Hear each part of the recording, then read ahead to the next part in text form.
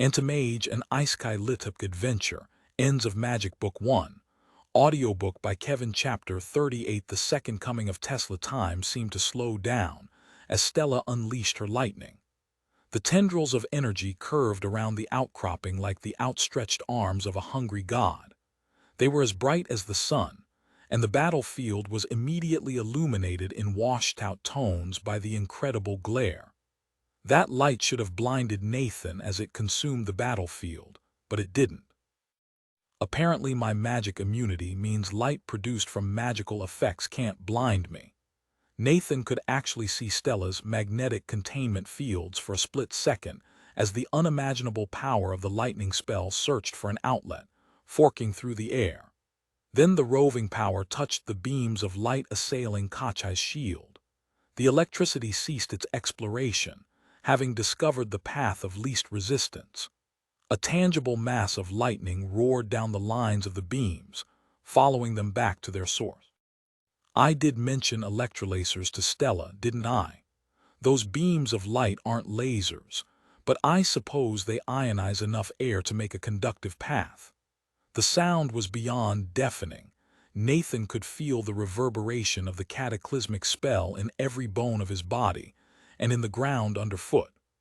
The lightning dominated the air overhead, the entire sky flashing white as incandescent bolts replaced the top half of the world.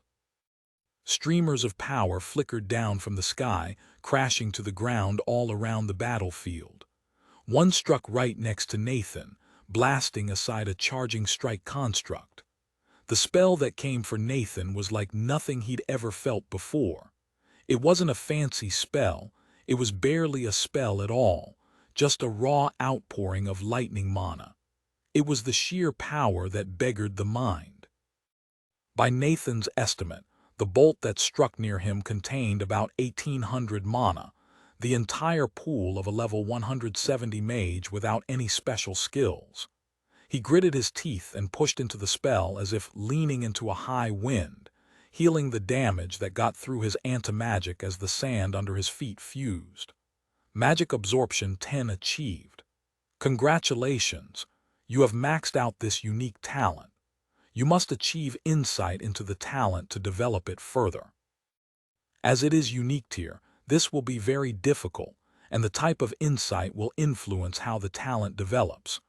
That trunk of lightning was nothing compared to the bolts that impacted the huge constructs that had been the source of the light beams. Each of the besieged machines manifested hexagonal shields of force that reflected the lightning, which lashed fractal bolts through the ranks of constructs around them. Can they defend against that? We won't have a prayer. The shields lasted a single heartbeat before they shattered, exposing the giant brick-shaped constructs to the full fury of all the mana Stella had channeled in 10 minutes. They exploded as one, detonating like their entire building-sized bodies had been packed with plastic explosives. Whizzing projectiles filled the air, and Nathan heard the sound of large pieces of metal impacting the stone behind him.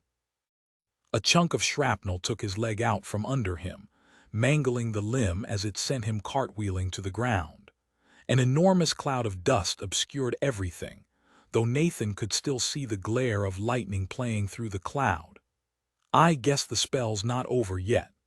The flying sand itself was charged, and lightning flickered through the storm as if it were alive, lighting the thick dust with hundreds of small jolts of electricity.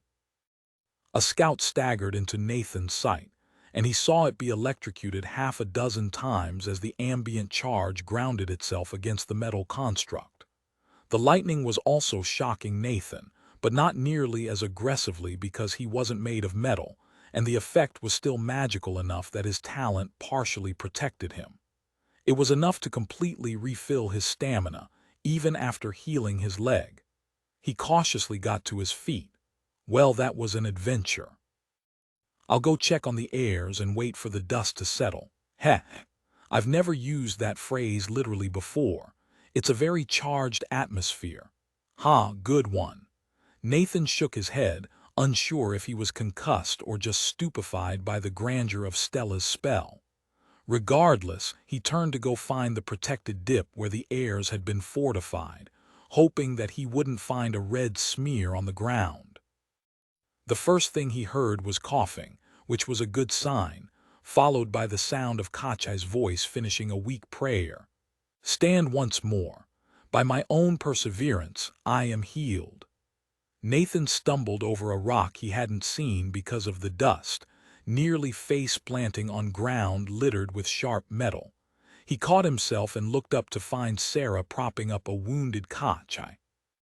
Blood dribbled from his wolfish snout, and the cleric's chest plate was crushed in, but it was suffused by a golden glow and popped back into place as Nathan watched.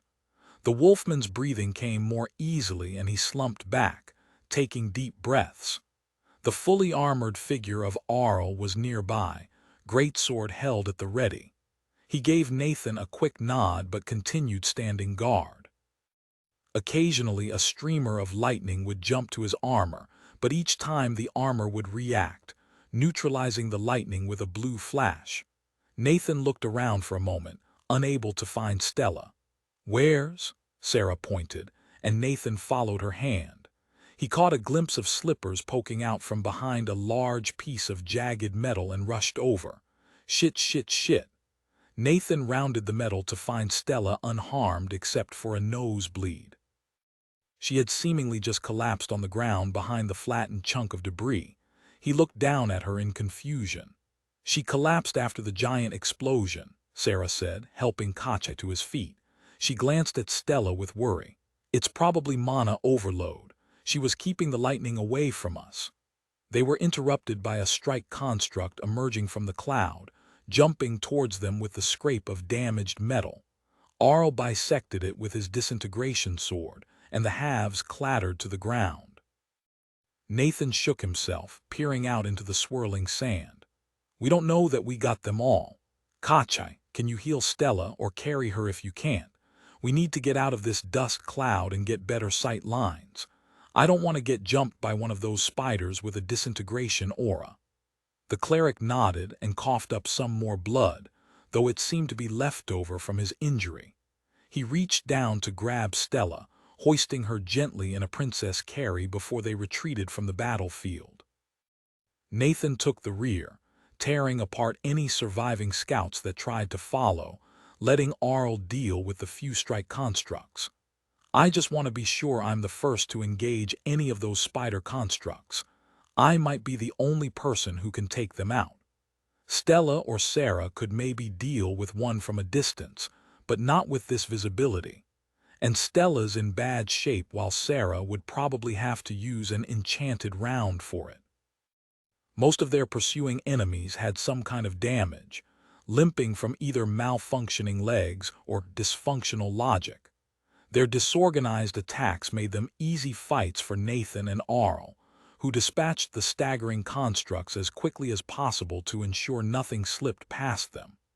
They've been pretty smart in groups previously. I wonder if they had some kind of networked intelligence that Stella's spell broke. The dust cleared after a few hundred feet, and eventually Kachai declared a halt and lowered Stella to the ground. He channeled some healing to Stella and Sarah, then held out a hand to Arl, who shook his head. "I haven't taken a wound. This armor is as impressive as adamant. In fact, there might be adamant in it. I'll need Stella to recharge it later.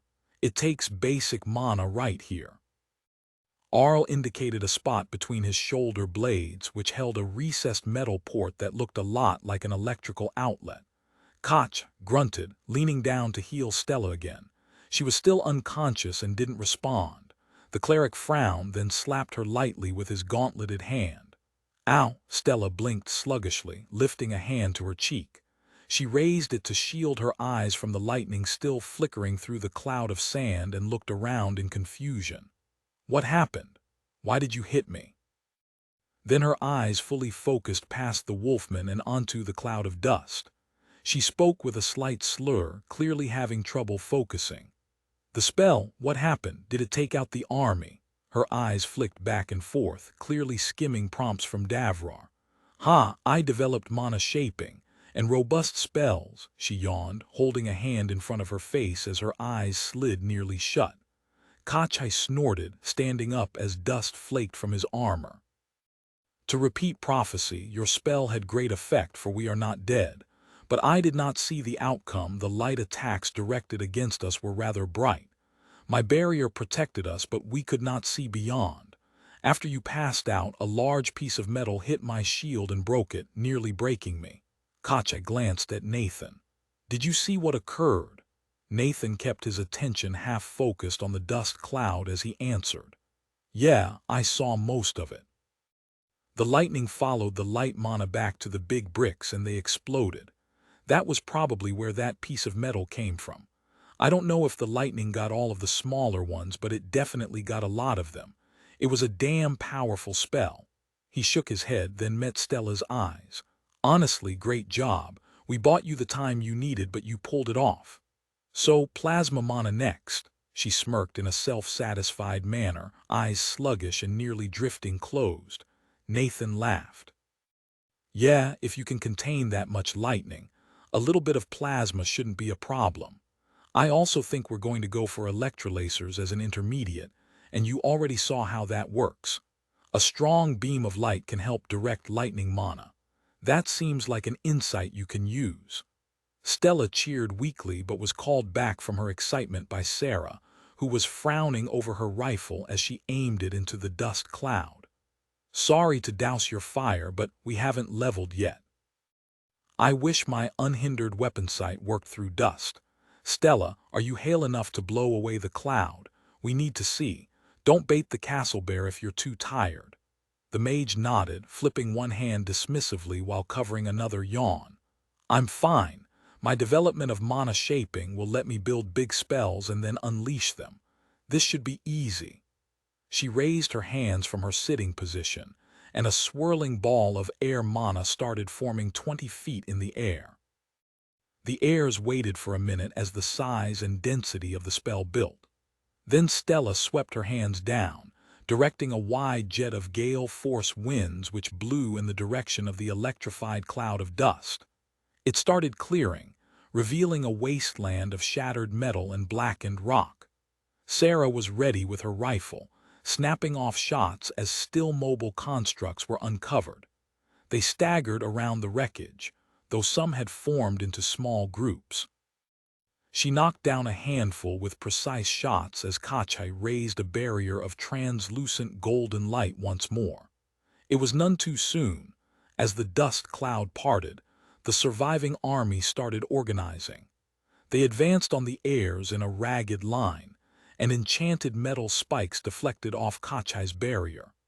Nathan and Arl left the cover of Kachai's magic, advancing to meet the wave of damaged war robots.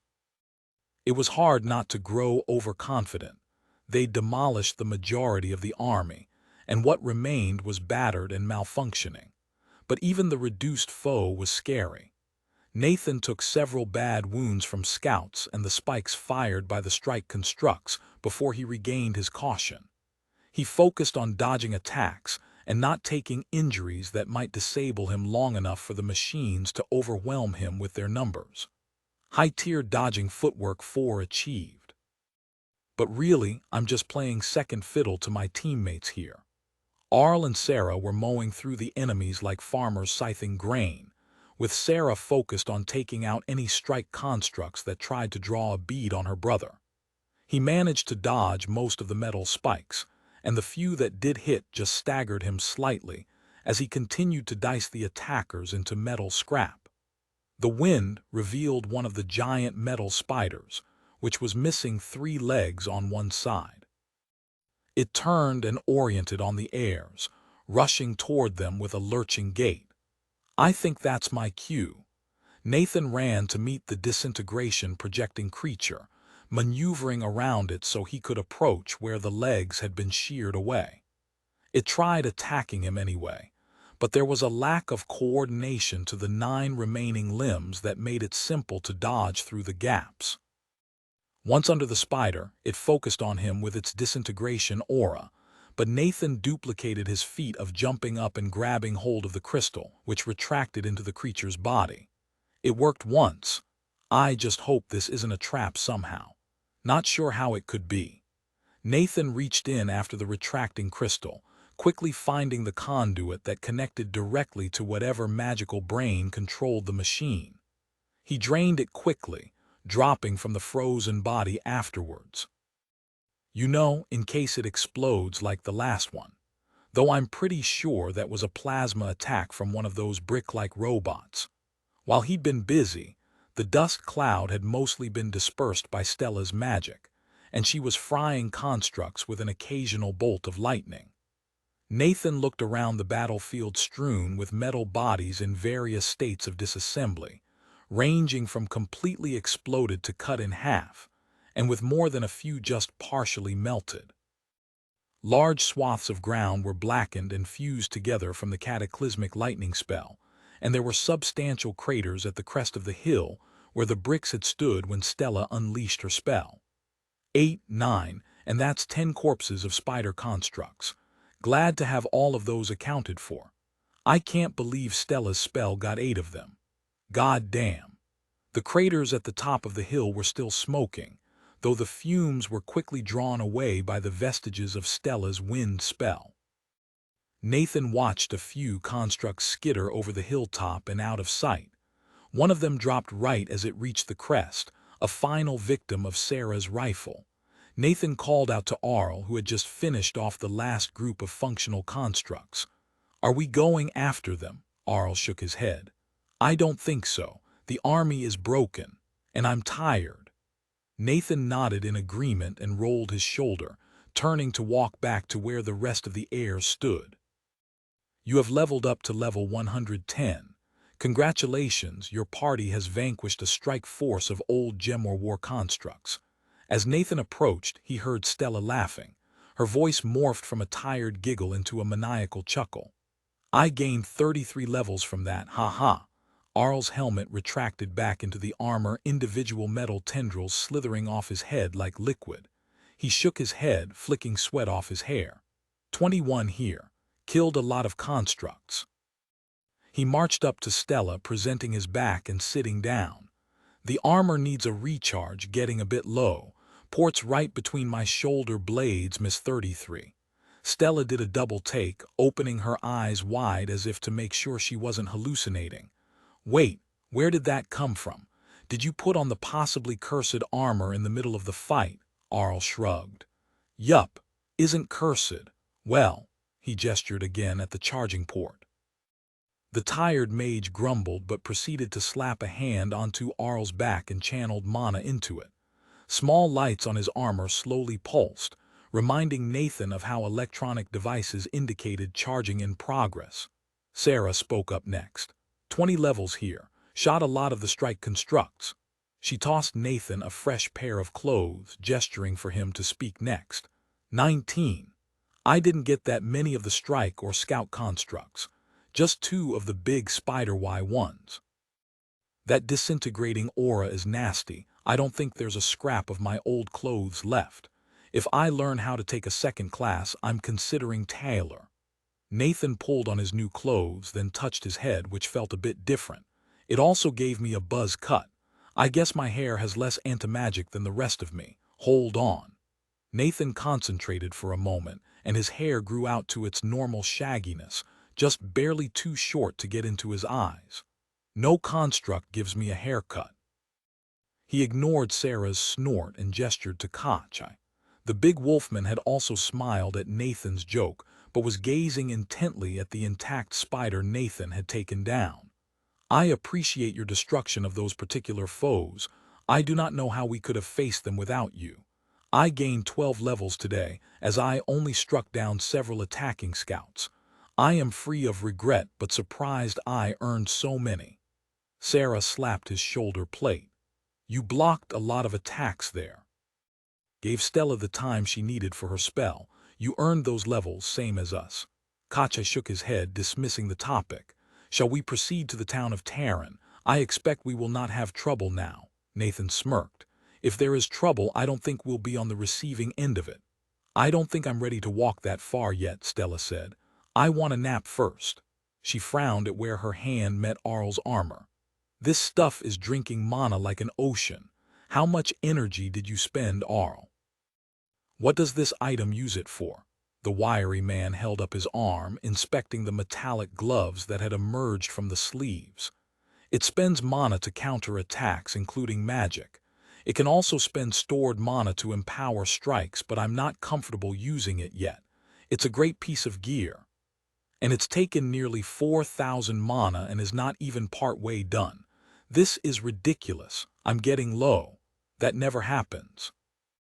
Stella's tone made it clear this was a personal affront, even as she cracked a loud yawn and her nose started bleeding again. Kache hustled over to treat her. Stop that. Do not worsen your mana burn. You know, I bet there are some intact crystals out there. Nathan gazed out at the battlefield. I know the spider constructs had these giant crystals to channel the disintegration spell through. Should we go grab those? Yes, please. Stella's voice was tired. While you guys do that, I might take a nap. Wake me up when we're heading to Tyranny. Chapter 43. The worst kind of surprise it seemed to Nathan that he'd barely fallen asleep before Sarah woke him for his watch. He shook his head blearily as she gave him a silent salute and went to her own bedroll. It was a pretty busy day. Multiple armies of constructs destroyed. I went from level 88 to 117 over 4 fights, any one of which could have been deadly. 5 if you count the face-off with Khazar. It did give me a level, so it probably should count. Nathan hefted his blanket, climbing up one of the rocks that surrounded their camp. He sat down atop the smooth pillar of stone, arranging the warm fabric around him and appreciating the view. The extra height let him look out across the desolate landscape. There were no clouds to hide the world above, and a blue-green glow illuminated the cracked and sere wasteland where the heirs were camping. The rough landscape smoothed out into a series of low dunes to the south, while the mountains to the west stuck into the sky like jagged splinters. I feel like I'm on one of those backpacking trips I did in college, taking a few days off from the academic grind to head out into the wilderness for some peace. Nathan snorted. It sure wasn't peace he was finding out here, but in moments like these, it almost felt like it. He looked down at the campsite, noting Stella's prone form.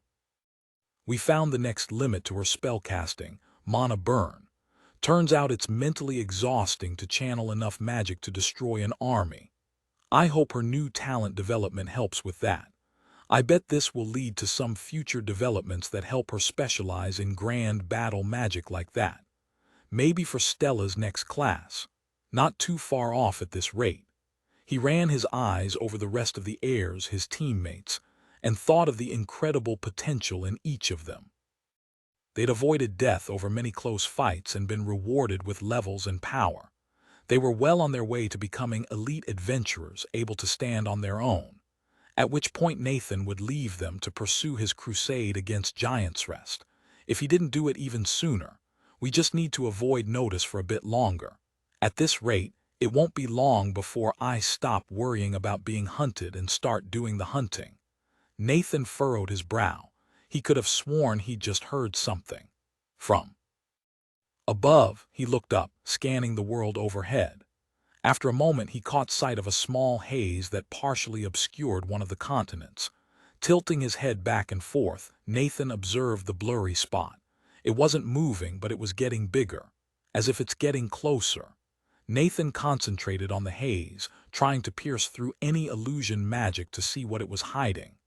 Earlier today, he'd found that his anti-magic, when combined with notice, would let him see through illusions. If this was an illusion or an invisibility spell, he could pierce it. The first trace that it was working were the sounds reaching his ears. Just lazy. You call upon me to do your work. This is not how one advances as an archmage.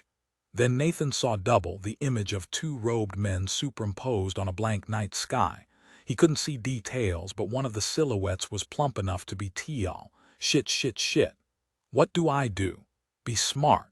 Nathan spent a moment calculating angles. He might be able to jump up and catch the flying mages, who clearly thought they were hidden by their spells. But while the rest of the heirs weren't specialized to fight mages like he was, they were still powerful, especially recently. Trust your team, Nathan. Wake up, mage is coming in. That was as far as Nathan got before the second mage, a gaunt man whose robes hung without adornment, started casting.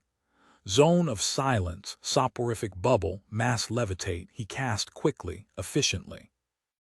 The first spell covered the airs before Nathan finished speaking. He saw Kachai roll over, but that was all as the soporific gas took effect.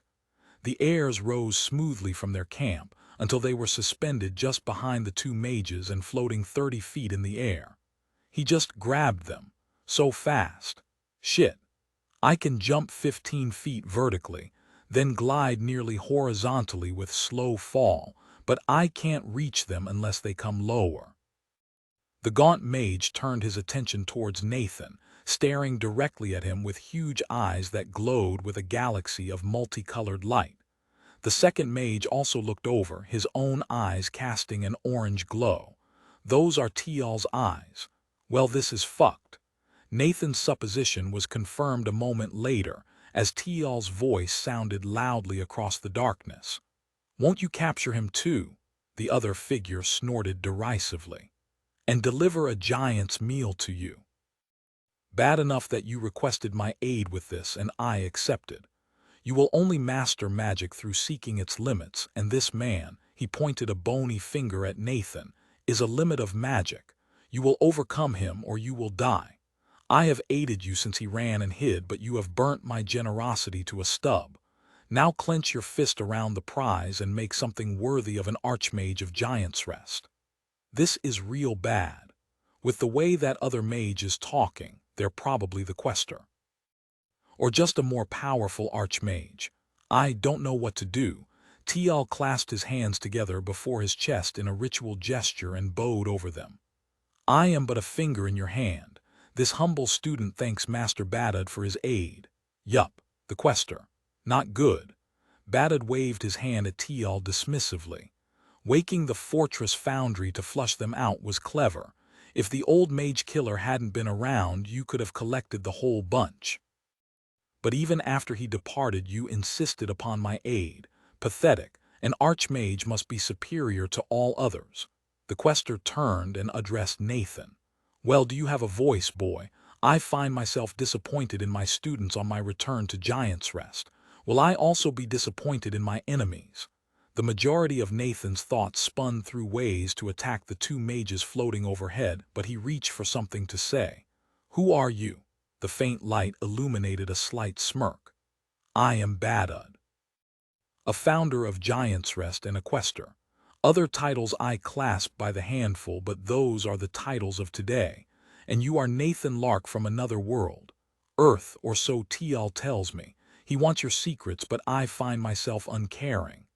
Badad shrugged languidly. "If such secrets will help him master his magic, he should take them. It seems they might. He has told me of your mage's actions against the constructs. An impressive spell for one so young." He tilted his head, gauging Nathan's reaction. "She will serve Giant's Rest well." Nathan's rage activated of its own accord, and he racked his brain for a way to reach Badad and tear him limb from limb.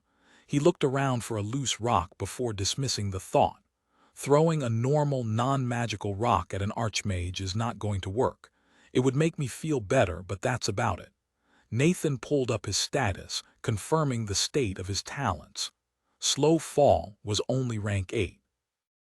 If it was 2 ranks higher, he could develop the talent into airwalking and go up there to punch the sly grin off Badad's face.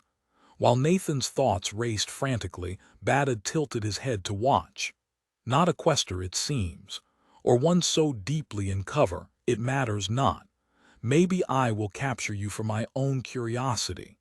He raised a hand, casually casting a spell of breathtaking complexity.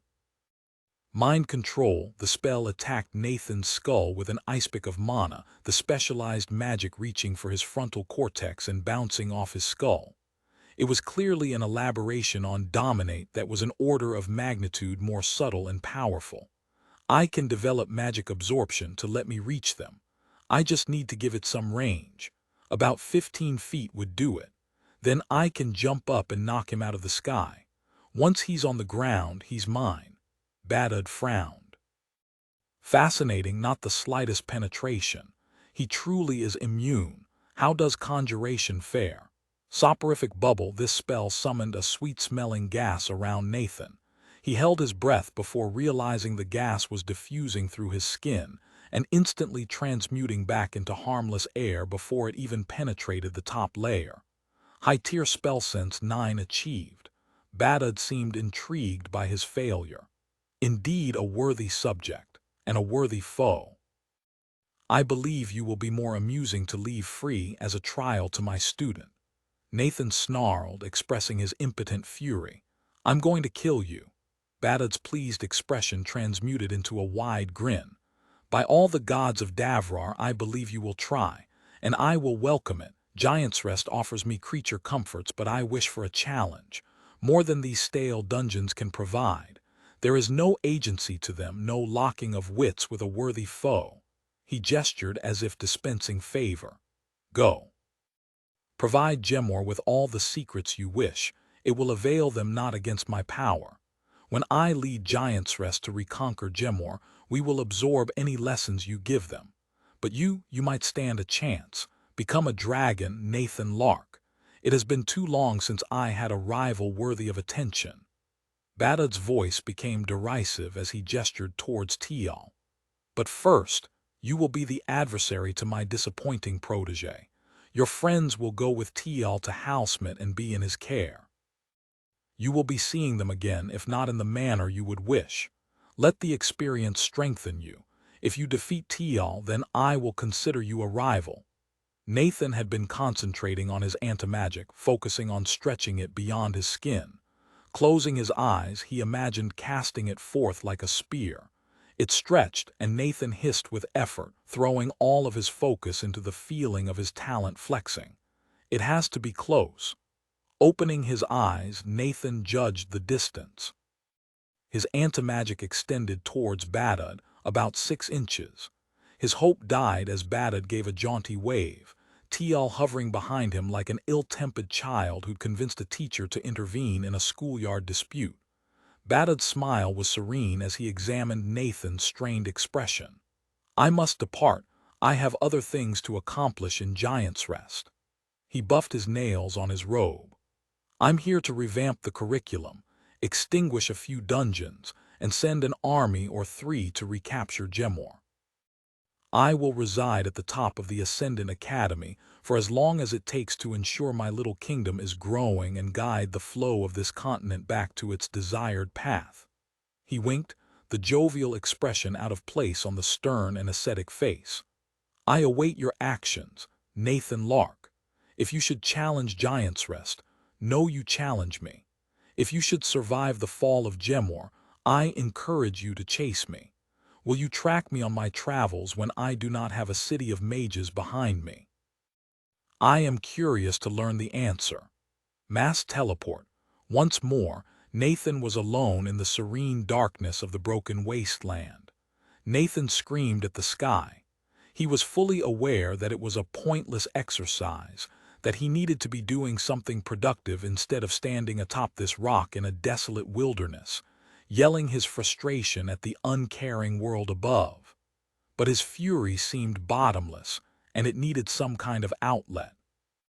While a part of Nathan enjoyed the strength flowing through his limbs and exulted in the demonstration of his wrath, the rest of him was carefully cataloging his resources. The most important one is stamina.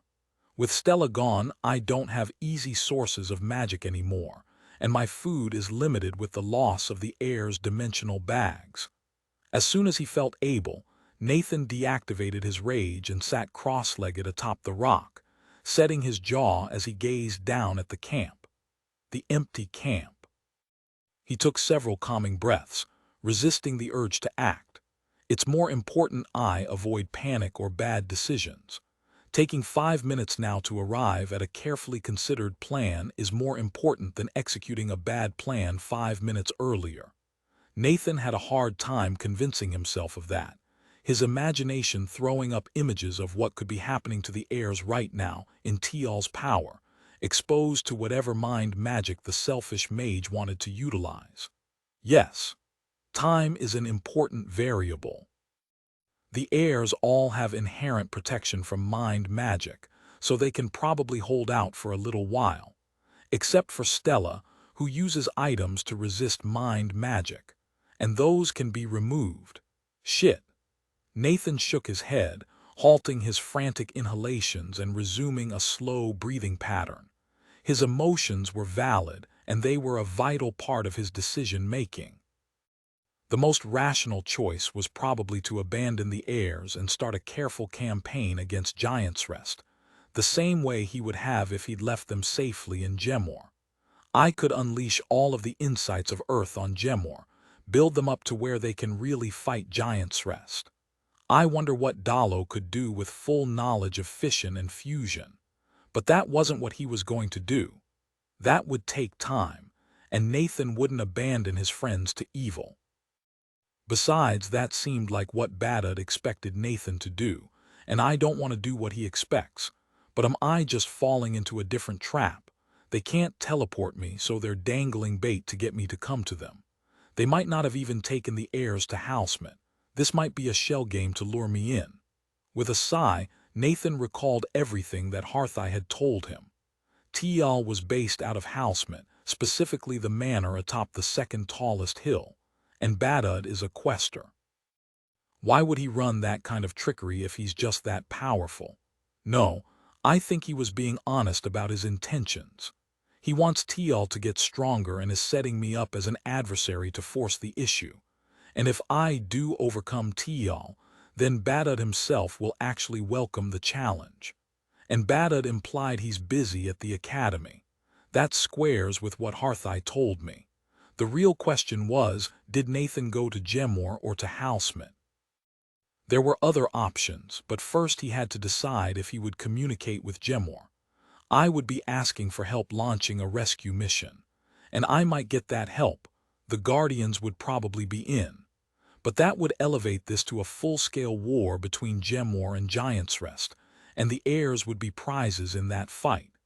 No way that ends well for them.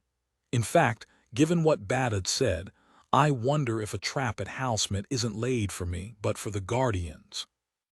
Nathan tilted his head back and forth, considering the options. Going back to Gemor would take time.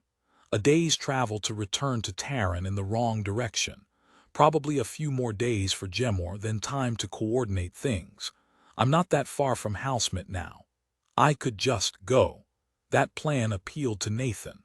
A lot of it was emotional, that was for damn sure. Nathan wanted the best ending, and that was one where Tial didn't have weeks to carefully worm his way into the heirs' minds. If Nathan could catch the man in a day or two, then he might prevent anything truly horrific from happening to his friends. I wonder if they're expecting me to work against them slowly. At most, they might expect me to go to Gemor, bring all of the Guardians and every other adventurer I can for a rescue mission several days from now. And if I can mobilize the adventurers against Housemint, Giant's Rest will know because of the spy Harthai mentioned, who still hasn't been dealt with. Nathan could feel himself coming to a decision. His breathing quickened with excitement and fear. I don't think they'll be expecting me to go straight to Housemint. Or if they do, they'll expect me to be out of my mind, and how could one non-mage, non-elite adventurer pose a threat to an entire town with multiple archmages? But I'm not fighting the town, I'm fighting Tial. Freeing the heirs is my goal here.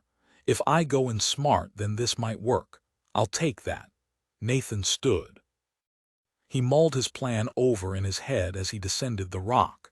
It was barely a plan at this point, and certainly very risky. But it was what Nathan wanted to do. It was motivated by his rage, by his desire to help his friends. But he wasn't convinced it was a terrible idea. Doing the unexpected had its own appeal. Badad mentioned that his ambitions weren't just about me. He wants to reconquer Gemor. Drawing out the elite adventurers would be a big part of that. It might be Tial's plan to draw me to Housemint and capture me, but I don't think it's Badad's. Nathan inventoried the camp while he thought. The problem was that his options were simple, and all of those options were bad. The only way to act outside of the expectations of his foes was to demonstrate some unknown capability, some method outside of their plan. It's too late to develop something new. I need to think of some capability I have that they don't know about yet. Magic absorption doesn't count. Airwalking would, but I don't know how I'll quickly gain 2 more ranks in a high-tier talent. I can't just find cliffs to jump off of, that won't be enough. I'd need to find cliffs to jump off during a fight, which is risky and would take too long to set up. Let's prune this back. How can I surprise Teal? That's the biggest goal. When Nathan thought it in terms of surprise, an answer suggested itself. It was a mundane kind of answer, but one that might work nonetheless. If I sprint all the way to Housemint, how quickly can I get there? Chapter 44. Several marathons instead of charging off into the distance. The first thing Nathan did was take an inventory. The air's bedrolls and almost all of the gear had been levitated and teleported wholesale by Badad's spells, including every single dimensional bag. However, they'd finished setting up camp before collapsing for the night. That meant various gear and items were scattered around the area, including the makings for breakfast tomorrow morning and the magical cooking equipment to prepare it. There were a few other magical odds and ends that Nathan quickly tallied up. Stella had an enchanted tarp that could be erected in case of rain, and Arl had left out a lightstone that mimicked a flashlight. Regardless of what other value those items have, right now they're worth stamina, which is speed, and thus time. The resource I most want to deny my enemies. The less time I give Teal, the less bad things happen to the heirs. I hope. Nathan surveyed it all, building a mental list of how much magic each item carried with respect to its weight. He'd need to bring most of the food to stay fed, but he wanted to bring only items which were enchanted enough to be worth the load. After all, once I hit my stamina cap, both absorption and stamina usage are less efficient until I drop past my cap again. Nathan absently stuck a bare foot into the fire, absorbing the long-lasting spell Stella had left there to provide them with heat. Then he went through the kitchenware, absorbing the mana from the cooking pot, heating and cleaning enchantments.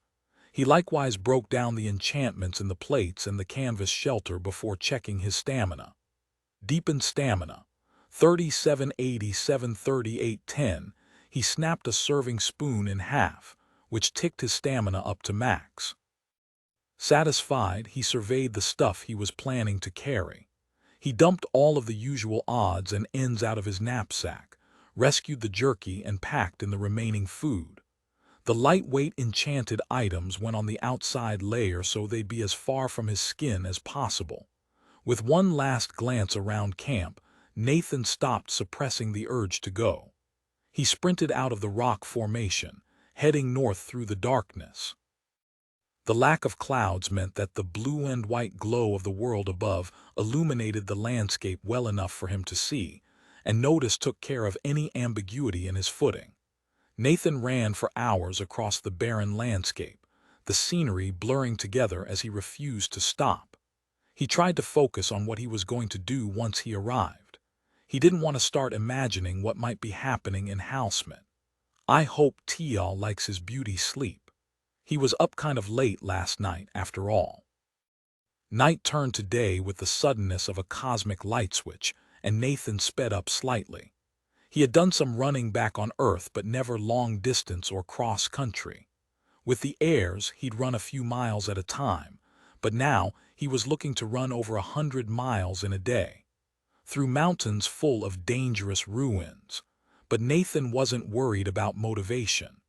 The knot of hatred and worry in his gut pushed him onwards, even as it made it hard to breathe. I'm not sure of the exact distance because the map wasn't drawn to scale, but I know the general direction to Housemint.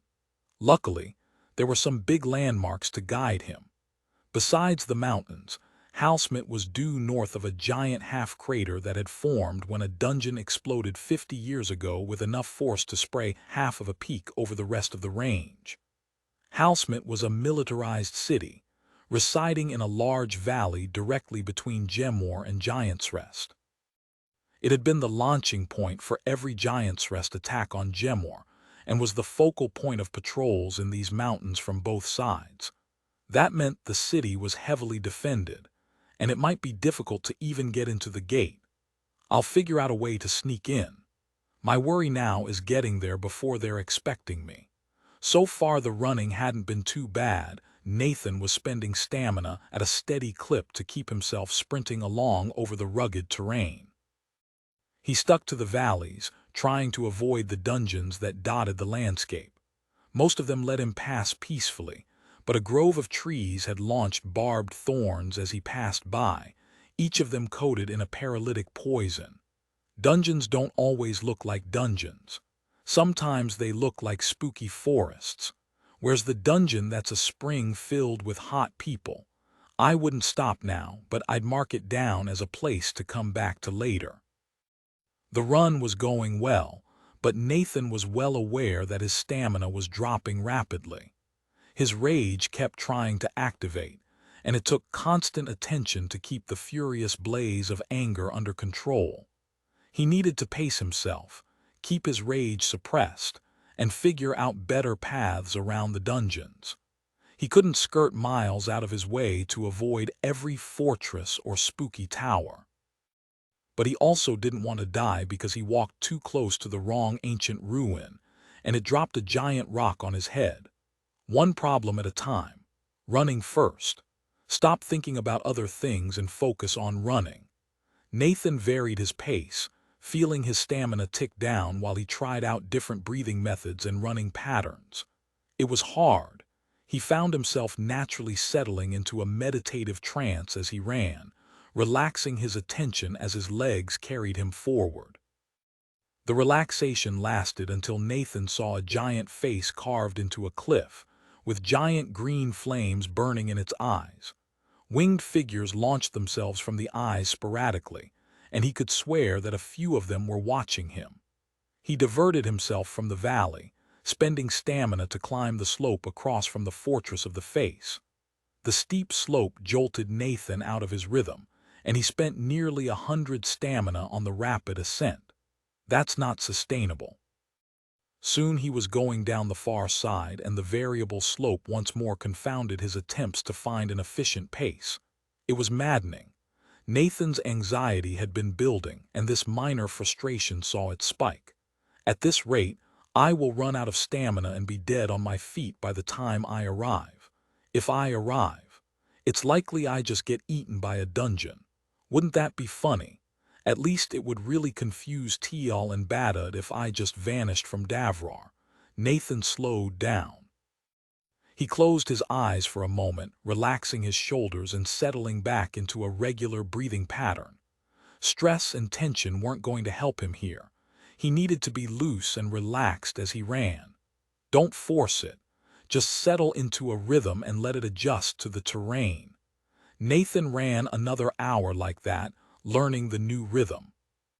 He ran over fields of broken stone and across sandy slopes, allowing his subconscious to pick out the obstacles in front of him, and keeping a conscious eye out for any dungeons revealed by each new valley. He almost missed the next dungeon, which lay camouflaged into a low hill.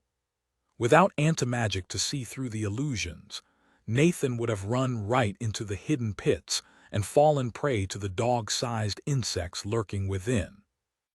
As it was, he ran at an angle, outpacing the springing leaps of the six-legged hunters that chased him. I don't even have to change my pace to leave them behind. Congratulations, you have developed the mid-tier sprinting utility skill into high-tier sprinting. Utility skill, high-tier sprinting. This skill will help you run very quickly in the future and increase the stamina efficiency for running. Will not allow you to run in circumstances where you couldn't otherwise. Excellent. Now I can just keep going. Nathan kept his pace up through the difficult terrain, keeping a tight leash on his rage. His stamina ticked down, but more slowly than before. He took a few short breathers throughout the morning to munch on food, not eating too much at once. The scenery around him was unique. This wasn't just a gorgeous mountain range. It had also been carved with dungeons left by multiple civilizations. Each dungeon was unique and fascinating, but Nathan struggled to appreciate it, to pull himself back from the worry and fear gnawing at his gut. The fear of what might be happening to his friends at that very moment. The terrain got rougher as the day marched on. Several times, Nathan was forced to detour to find a pass that didn't end in a sheer cliff face. Some of the taller peaks became capped with snow as he got farther north, but none of it extended down into the valleys. A few times he descended steep slopes with the use of slow fall, leaping off cliffs and down heights that would have been bone-breaking to descend any other way. He hoped for talent ranks but was not rewarded. Sometime later, Nathan exhausted his food. He took a long look at his bag before draining all of the magic from the odds and ends he'd been carrying. Then he discarded it on a rocky hillside, lightening his load and increasing the pace. Nathan kept running. It wasn't even halfway through the day, and he must have been running for nearly 9 hours. High-tier sprinting 2 achieved. He eyed his stamina total and winced. Deepened stamina, 653.3810. I can't be too far away. I just passed the Crater Mountain landmark. Halsmith's due north of me and can't be more than 15 or 20 miles. If I'm going to fight a battle at the end of this, I'd like to be a bit higher on stamina. Unfortunately, Nathan's standard methods of attaining stamina weren't really on the table right now. He couldn't ask Stella for a zap. He'd eaten the last of the food and absorbed the magic from all of his items. Settling in for a nap was the last thing on his mind. Then his eyes found a tower atop the mountain in his path. He had been looking for ways around the peak, but rugged cliffs surrounded it on all sides. But there was a path up the slope right in front of him, leading directly to the structure at the peak. It was a harsh spike of metal, jutting up from the jagged summit like a dagger piercing the sky. The top of the tower was shrouded by a permanent storm cloud, which didn't seem to care that it was one of the only clouds in the sky. Arcs of multicolored lightning jumped from the angry cloud to the tower, dancing over windows filled with stained glass. Kali's Conclave Outpost. Probably, and those are supposed to be some of the worst dungeons out there. Regardless, it's magical as hell and a shortcut. I can siphon some juice from the magical defenses. Nathan shrugged and started up the path, headed towards the foreboding tower. The Adventurers Guild teaches that it's a terrible idea to interact with dungeons unless you know a lot about them. It's not a delve day, and if I wake this dungeon up in a bad way, it could mean disaster. But I'm closer to Giant's Rest than to Gemor, and I also don't care. I need this stamina, and going around will take too long. Decision made, Nathan flew up the steep ascent, grinding through the last of his stamina as he climbed thousands of feet at a loping jog. The wind grew strong and cold as he climbed. Half a mile from the peak, the bare path transitioned to a finely worked stone staircase. When Nathan was 100 feet from the tower's base, words formed in the air before him. He stopped reading them aloud. Depart or die. He looked up at the tower. Can I take a third option? I'm in a hurry and need to go that way. He pointed past the tower in the direction of Halsmith. The words remained floating in the air, and Nathan went a push past them. The words pulsed threateningly, and he snorted. This thing's in my way. If it wants to zap me as a toll for passing, it's more than welcome. Nathan stepped through the words, and they were revealed to be more than just decoration. There was a magical effect woven into the display. The pattern of mana clung to Nathan, attempting to burrow into his skin and change him. The spell was significantly more complex than anything he had felt before, like a combination of a dominate and a paralysis, but also containing a dozen other layers. He didn't understand what it was doing beyond trying to slip into his mind and body. As it progressed, Nathan figured it out. The mana wanted to transmute his flesh and consciousness into something else. He felt overcome, bowing his head and letting loose a soft "Baa." With his consciousness disrupted, his ever-present rage slipped free of its noose, and the improved anti-magic banished the spell. Did that spell just try to turn me into a goat? Holy shit, that magic was intense. About 500 stamina worth of half a dozen kinds of mana intertwined in the most complex spell I've ever encountered. High-tier spell sense 10 achieved. Congratulations, you have maxed out this utility skill. It cannot be improved any further. You must achieve insight into this talent to develop it further. As it is high tier, the kind of insight will affect how it develops. It was a mistake not to activate my rage. I got so focused on holding my anger back to conserve stamina that I didn't even think to use it. I didn't sleep last night, and I need to realize that's a problem.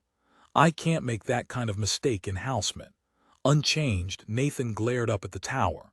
You think that was funny? Screw you. He stalked forward, climbing the steps and coming to the flat top of the mountain peak, where a huge disk of dark stone served as the foundation of the tower.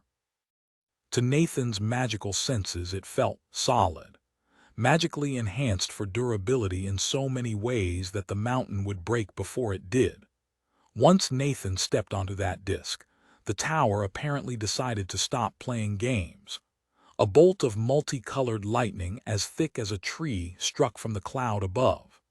If the previous spell had been a masterpiece of complex magic, this was a carefully guided torrent of unadulterated destruction.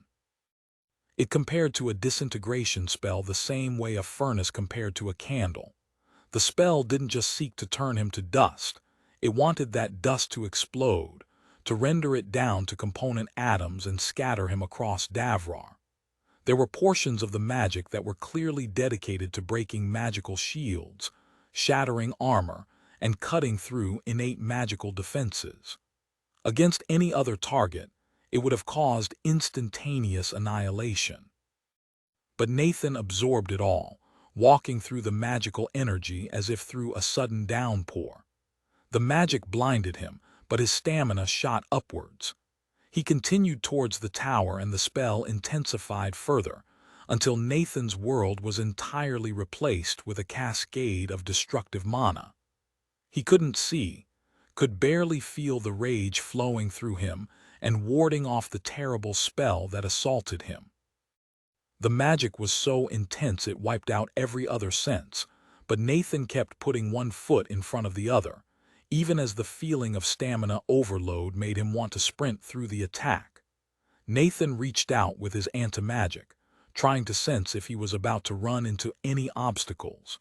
He hadn't seen anything that would block his path, but who knew what was happening outside of his personal cataclysm? Nathan paused when he felt his bubble of perception expand slightly. He closed his eyes against the visual noise of the spell, concentrating wholly on the magical senses provided by his magic absorption.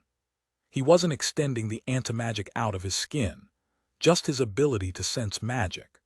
The torrents of energy beat against him in waves, and Nathan felt those waves rebounding off the surfaces around him like sonar. He built a mental map of the mountain top as he remembered it, with the obdurate stone beneath his feet and the tower a dozen paces to his left. Then he compared his magical senses to that model, and found he could feel the bulk of the tower to the side, a blazing pillar of spellwork that rebuffed the spell assaulting him. No waves of magic rebounded from in front of him, and Nathan was confident there were no obstacles in that direction. Congratulations! You have developed the high-tier spell sense utility skill into magical perception. Utility skill, magical perception. This skill lets you sense the mana around you and understand its purpose. All of a sudden Nathan's world expanded. He could feel the vortices of the magic buffeting him, the dozens of spells that watched, analyzed, and guided the disintegrating lightning. Nathan shrugged and jumped up to grab one of the relatively small tendrils of mana guiding the destructive spell. The guidance construct vanished in Nathan's hand, and the pillar of mana veered off course, heading for the tower. It cut out before it could get there, and Nathan took the opportunity to lurch forward into a sprint. I filled up my stamina and even got a unique skill development. Let's not overstay my welcome before it decides to bury me in the mountain, or drop a small black hole on me. Kali's conclave magic is something else. Nathan sprinted across the rest of the flat space before the tower could up its game. He reached the far side and almost tripped over his own feet at the view that greeted him. The back of the mountain was a sheer cliff stretching thousands of feet straight down to a chasm which extended deep into the ground. Beyond the crevasse was a green valley marked with a patchwork of farms, and just visible past the next mountain was a city, Halsmith. Thank you for listening to the story on KevinAudio.com Chapter 45. An unexpected face, Nathan barely hesitated before leaping off the edge of the cliff. The tower behind him was capable of magic on a level he'd never before experienced. He didn't want it to keep trying until it figured out something that worked, like just accelerating chunks of mundane rock at me. The air whipped by as he fell, and Nathan used slow fall to guide himself away from the sheer cliff face so he didn't collide with a stone outcropping. The tickling wind helped Nathan realize he was naked and hairless once again. The tower's spell had vaporized everything besides his skin. Of course it did. I don't have any spare clothes, and even if I did, they would also have been vaporized. That magic vaporized every piece of gear I had. Nathan's sigh was ripped away by the wind of his descent, but his rage exulted in the thrill of the terminal plunge. Am I getting jaded that I can skydive naked and have my biggest worry be where I'll find my next set of clothes? Nathan beheld the landscape spread below him, especially the deep crevasse directly underneath him. He saw faint lights down there, far beneath the earth. Some of them looked uncomfortably like eyes, really big eyes. Nathan's lips curled back as he imagined plunging into the unknown depths without any gear whatsoever. That would be a real thrill. He shook himself. He wasn't just an adrenaline junkie. He had friends to save. Slow fall drank stamina steadily as Nathan angled his landing to the far side of the chasm. He didn't want to descend beneath the earth, but he also didn't want to slowly drift down in view of anybody in the valley below. I am so curious as to what's down there, but that's not my mission. I'm going to Halsmith today, half a day since the heirs were kidnapped, and after the end of one hell of an ultramarathon. Nathan decelerated himself as he approached the ground below, bending his knees to gently touch down in a field of scraggly grass. He'd aimed for a stand of trees that looked like they were regularly coppiced for wood. High-tier slow fall 9 achieved. You have leveled up to level 119. Congratulations, you have survived directly challenging a Kali's tower of high majory. More like a tower of fuckoffery. Nathan crouched low in the grass, taking a deep breath and calming his rage. He spent a moment looking around but spotted nobody. He shivered. There wasn't any snow in this valley, but a bitter wind blew down from the white-capped peaks. I'm going to need to get clothes at some point, or just use perfected body to direct heat generation to stop me from freezing, but that'll burn through calories fast. Nathan moved through the grass, heading in the direction of a farm he'd spotted from above. He needed to scope out the lay of the land and preferably find clothing and a disguise. He snuck along a loose stone wall built of rocks pulled out of the adjoining fields, which were half-plowed with crooked furrows. He saw the reason for the crude plowing as he came over the rise. Two human figures were struggling to pull a rudimentary wooden plow through the dirt, while a much smaller figure followed behind and seemed to be spreading seeds. They were dressed in plain and baggy clothing that covered most of their bodies. Looks warm, but I don't want to just jump the three of them. Maybe I can filch some clothes from a clothesline. Nathan continued, aiming for the low house farther along. As he approached, he was surprised at how close to the ground and dreary the building was. The structure was small, built of round, unshaped stones and whole logs. Broad gaps between rock and stone were plugged with untreated dirt. He circled the structure, very aware of being a naked dude prowling around somebody's house.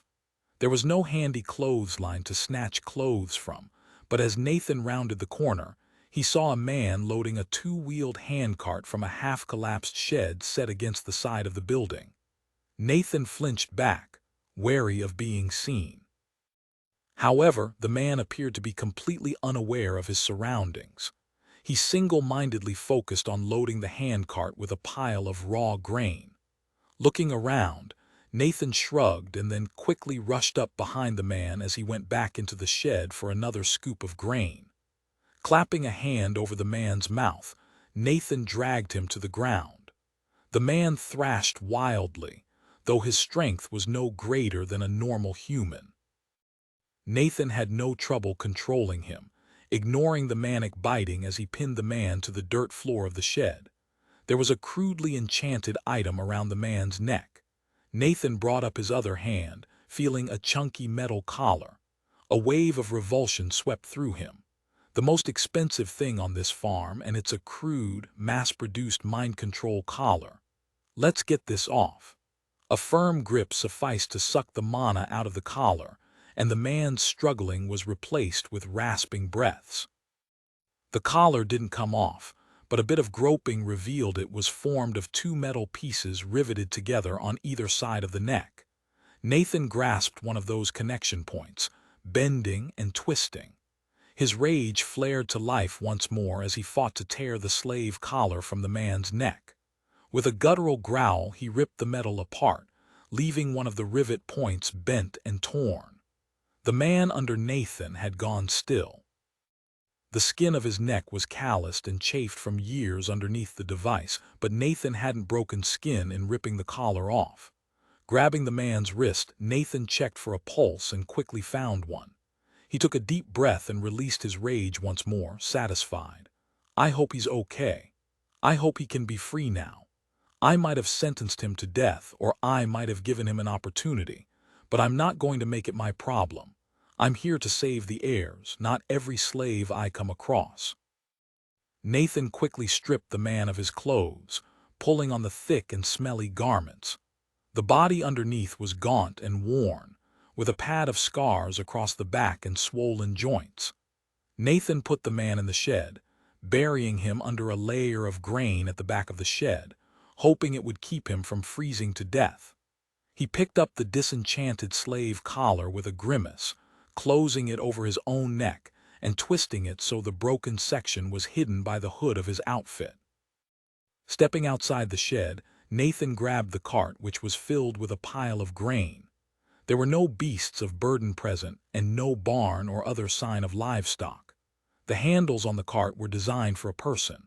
After all, their livestock are people. The cart's almost certainly used to deliver food like this grain to housemen. These are farming slaves whose job is to supply the city. So if I take the cart to Housemate dressed in his clothes, it should at least get me past the gates.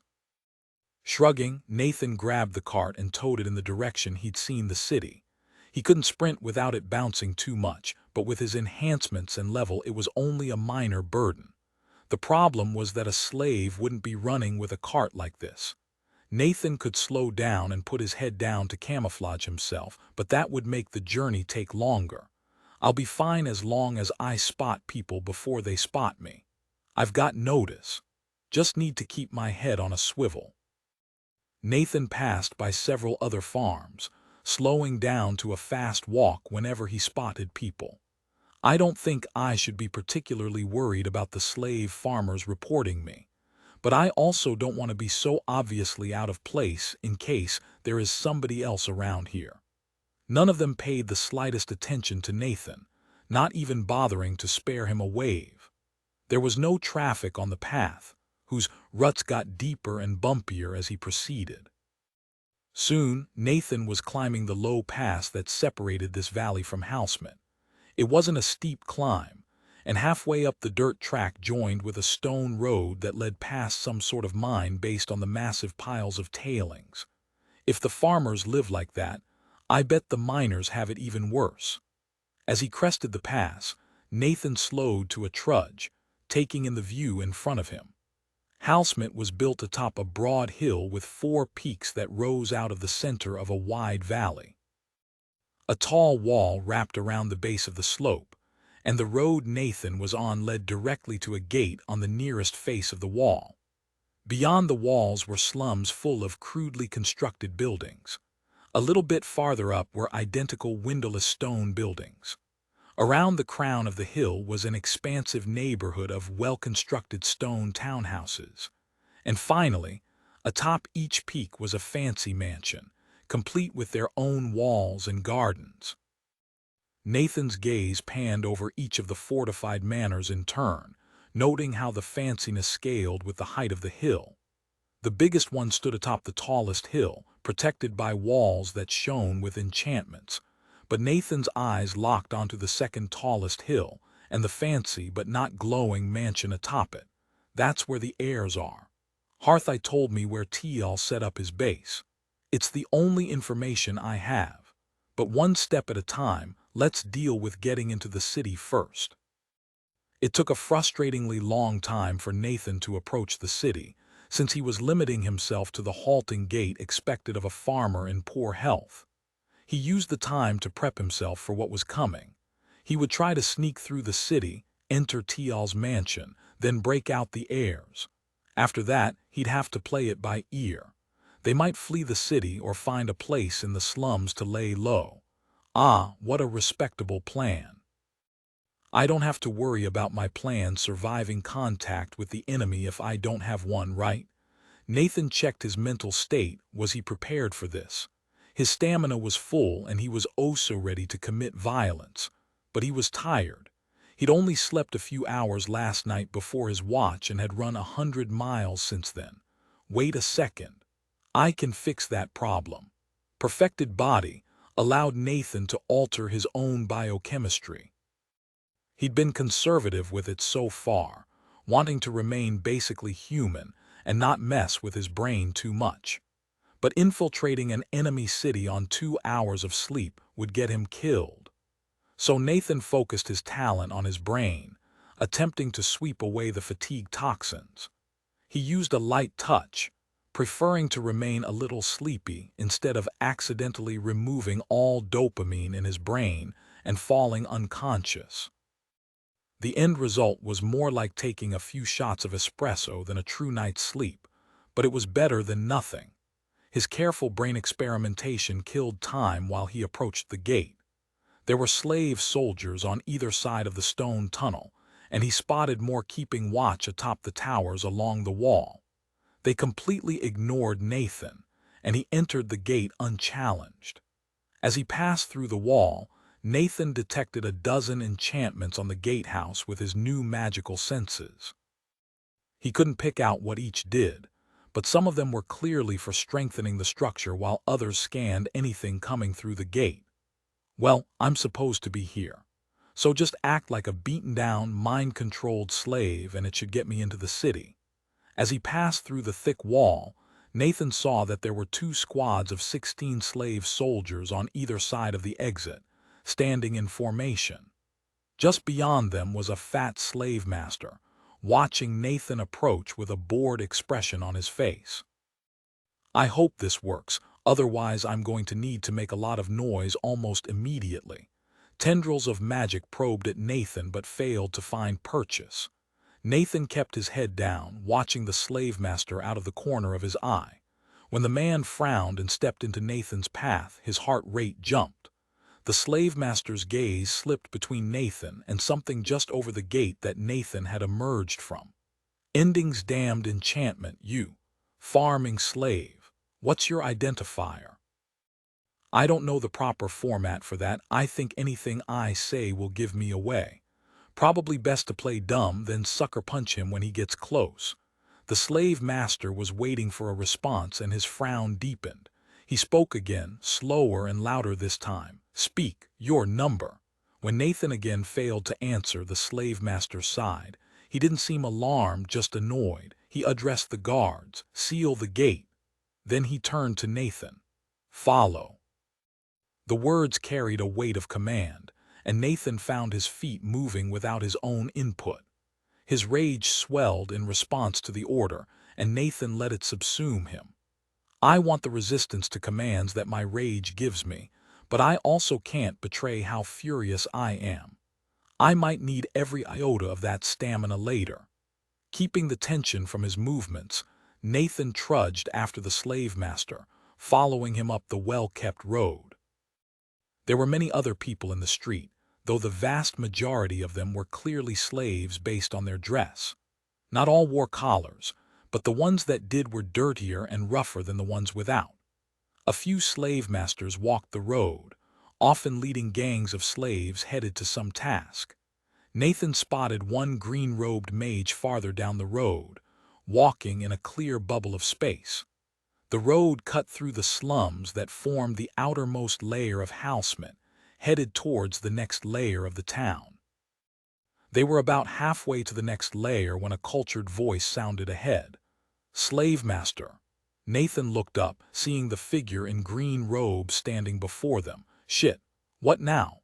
The man who had been leading Nathan bowed deeply from the waist, hand going to the whip at his side in a ritualistic manner. "I am at your service, enslavement mage." Nathan stood poised to attack both men, keeping an eye out for any signs that he'd been discovered. As soon as the slave master wasn't looking, the green-robed mage fixed Nathan with a steady look. His eyes flickered, and dull blue eyes were replaced with blazing colors, one green, the other pink. I've seen those exact eye colors before. The beacons of light only shone for an instant. Then the slave master raised his head again to look at the mage's fleshy face, and the bright eyes were replaced with a very faintly glowing watery blue. That has to be Phelan, the leader of the assassins of Gemor. Her eyes were that exact shade of green. Each time I met her, she winked at me and an eye flickered pink. It must have been to teach me the recognition signal. She's probably over level 700, so I'm honestly not surprised she can shapeshift. Remembering our conversation, she'd get me into Giant's Rest and teach me to fight them, but how is she here? High-tier enhanced memory 8 achieved. The mage, Phelan, raised an eyebrow, and the slave master took it as a question. "A farming slave from the south," he said respectfully. "Collar's broke, but he's as dumb as a soul-eater's puppet. I'm taking him to the second barracks so they can figure it out." The mage spoke again, their tone superior and condescending. "And leaving the gate unwatched, back to your post, slave master. I will handle this wayward slave." The slave master dipped his head again. "At your word."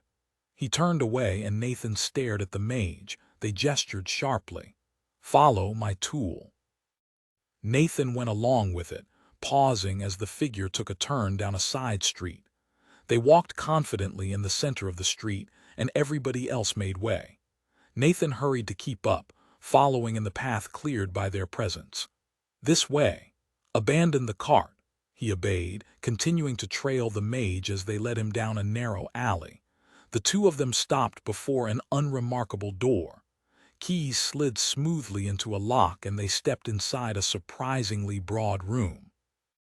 It was fully furnished, with a cooking setup and a table surrounded by chairs. An open door at the back led into a bedroom with a broad and cozy bed. The door swung shut and the body under the robe changed. With a flourish, Phelan cast off the outfit that marked her as an enslavement mage of Giant's Rest, precisely hanging it on a wall-mounted hook. She wore her tight leathers underneath and cocked one hand on her hip to give him a dazzling smile. Her voice was teasing. "Well, prophecy did not foretell Nathan Lark in Giant's Rest so soon. It brightens my eyes that you have accepted my invitation." She twisted her hips suggestively as she sat at one of the chairs, indicating the other for him. "Let us sit and speak. There is much to cover. Luckily I am not expected anywhere for some time." The assassin shook out her dark hair, eyeing him languidly. Then she seemed to notice his tense posture and stony expression. Her demeanor changed from flirtatious to serious in an instant. "What occurs?" Nathan took a deep breath. "Badad the Quester kidnapped the other heirs last night. He turned them over to Archmage Tial, who is based here, the mansion on the second highest hill. Phaeline's brow furrowed in thought and her eyes grew calculating. I know he has been there a few months working on recapturing you, a hermit in most ways. Do they know you're here? Is Badad here? The last question was spoken like a whip crack, and Phaeline half rose from the table as if to depart immediately. Nathan shook his head. Badad said he was going back to the academy. The abduction was more than 100 miles south. He shrugged. I think they were expecting me to go back to Gemor and get help. She nodded, then finished standing and slapped the table. Her eyes blazed. But help has found you. Thank the divine I listened to my dramatic entrance skill. This is your nemesis to slay, but time is our foe. Nathan hesitated before moving towards the door with her. Dramatic entrance. My first class was barred. Phaeline smirked at him. Enough of this. I cannot penetrate the mage armor of an archmage directly, but I can get you to the manor and prevent any from following. Chapter 46. Friend or foe? Nathan eyed Phaeline for a moment. He shrugged. No time to lose, let's go. She gestured for him to pull his hood up, then swung the green robe off of the hook. Her body swelled as it settled on her shoulders, and the fleshy face of the enslavement mage persona glanced back at him. That's pretty creepy. Follow me. Keep your head down. I will draw first blood, be ready for it. Her voice was back to the cultured drawl of her disguise, and Nathan obeyed the instructions. Phaeline led him out of the safe house, and Nathan kept a careful 3 paces behind. They walked out of the slums by a different route than they'd entered it and started climbing the hill. As soon as they got back to the busy streets, the bubble of clear space around the green robes resumed, and Phaeline leisurely strolled up the slope. Soon enough they passed out of the slums and into the part of the city dominated by regimented, square stone buildings. Nathan darted curious glances around as they passed, discovering that there were a few different types. Some were workshops, where hundreds of artisans built anything from carts to weapons, while others were warehouses or barracks that housed hundreds of slaves. There didn't seem to be a great deal of organization behind their placement, with a warehouse full of metal ingots placed between a barracks with hundreds of cots and a workshop where dozens of weavers were spinning thread. It reminds me of city building games. Oh, I need another warehouse. I'll build it over here. It feels like somebody standing on top of one of those hills planned this out, not somebody who lives and works in the city. The streets seemed to be constantly flooded with traffic as dozens of collared laborers carted materials in all directions. They moved silently, navigating their heavy payloads through rigid paths. All of the organized flow made way for Phaeline, and she moved through the steady stream like a fish swimming downriver. Nobody seemed to give Nathan a second glance, or even Phaeline for that matter. Even the few slave masters directing complex tasks saw the green robes and made way, keeping their eyes downcast.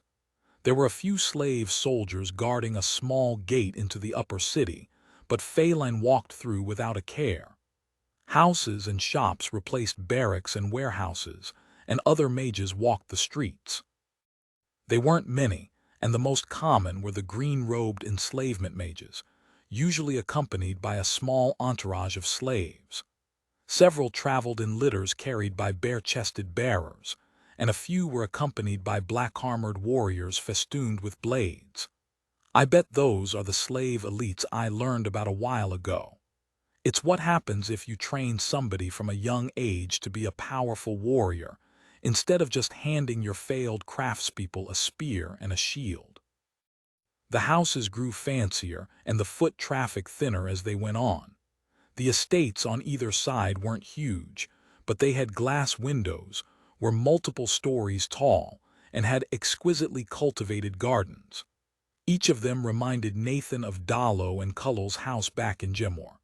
Thinking of them made a fist close around Nathan's heart. I do not want to tell Cullow that Stella was captured by Giant's Rest. She's always been gentler and calmer than Dalo, but I think she'd be the more terrifying of the two upon hearing that news. Nathan took a calming breath, refocusing on his plan. He was here to prevent that outcome. And now that he'd found Phelan, the news would make it back to Gemor even if he failed.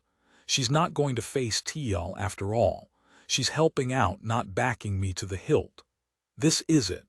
I'll gut the mage, take the soldiers on the left. Phelan's voice was quiet but clearly audible to Nathan with notice. He looked up, seeing the road terminate at another gatehouse. A mage in blue robes stood in front, looking bored out of his mind. Flanking him were 2 slave elites as well as a dozen normal slave soldiers. They looked ready for trouble. Nathan nodded jerkily, swallowing to wet his throat before muttering back, "Got it. Tial is in there, and so are my friends." They walked up to the gate, Phelan striding along as if she had every right to be there. She waved to the middle-aged man in mage's robes. "I open my palm to you, friend. I have news the Archmage will welcome." Nathan caught the sound of crackling electricity from beyond the gatehouse. His breath caught in his throat. What's going in there? I don't think Tial has electricity mana, but Stella does. Unaware of Nathan's inner turmoil, the middle-aged mage scratched at his chin, looking sleepy. It must wait. Archmage Tial has ordered the gates sealed, with none to interrupt. Return at a later date, unless you will leave the news with me. Phelan kept walking, and her voice was friendly. "Ah, but the fingers must obey the hand. When will his gates be opened?" The blue-robed mage shrugged and yawned. "Only prophecy knows." He eyed Phelan inquisitively as she passed the first set of guards and approached him. She pulled out a flask and offered it. "Tears of a dragon, I have mine to wait a moment." The mage reached out to grab the flask, nodding his thanks before tilting his head back to swallow the contents. In that moment, Phelan moved. Glimmering knives appeared in both her hands, and she stabbed them forward like lightning. The blades impacted the mage armor in front of the man's chest, but the metal sunk a few inches into the barrier.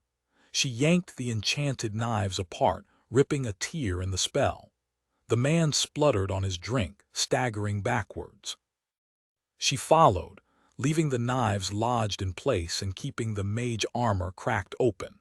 New blades appeared in her hands. Nathan made his own move, revving his rage and rushing at the black-armored elite on the left. Even taken completely by surprise, the man still had his blade fully drawn when Nathan crashed into him. Uncaring, Nathan let the sword stab into his chest as he crunched his elbow into the smaller man's neck, bringing him to the ground. The slave elite didn't stop struggling despite the broken neck, slicing him with a wicked dagger. Nathan accepted a glancing blow to the side to roll on top of his foe. The man released the sword stuck in Nathan's lung and brought his hand to Nathan's neck. The blow, which should have crushed his windpipe, instead sent cracks through the elite's black gauntlet. Nathan spent stamina to keep himself functioning despite the sword in his lung, but the wound in his side burned as a necrotic poison ate at his veins. "Gonna have to try harder than that, idiot." A fraction of his attention banished the poison, and Nathan gave up on clever solutions and began to pound his fists into whatever part of the elite's face was unprotected. The metal of the elite's open helmet gouged Nathan's fists, and his dagger broke skin 4 more times. But a dozen rapid blows with the full weight of Nathan's body behind them rendered the elite's face into a bloody crater, and he stopped struggling. That's the first life I've ever taken from a man who never had a choice. Nathan stared at the body under him for a frozen moment, battle meditation bringing peace to his surging emotions. Then a spear impacted on his back, failing to even penetrate Nathan's skin. He rolled to his feet, ripping out the sword that was so rudely intersecting his chest.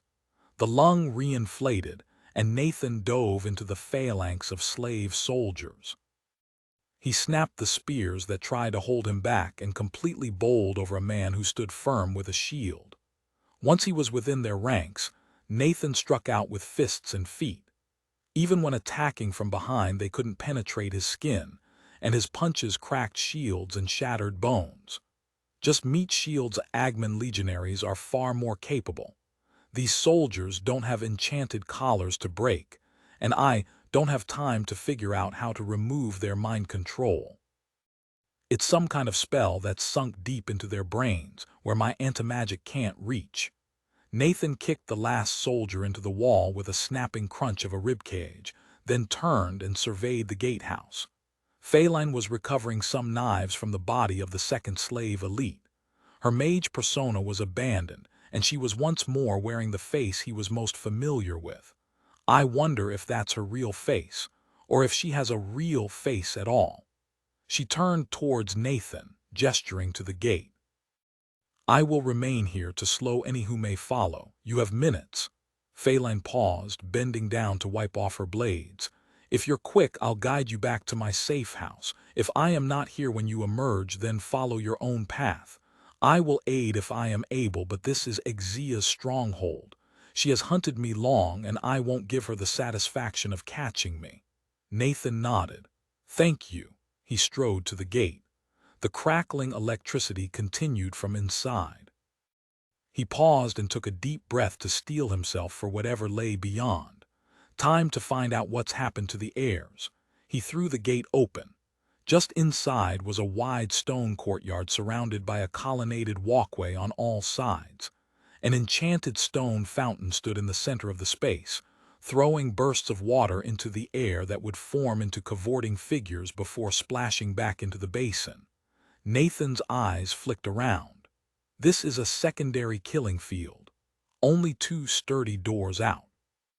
He looked up to see the crackling ball of one of the monocapacitors Stella had used to destroy the old Gemor construct army.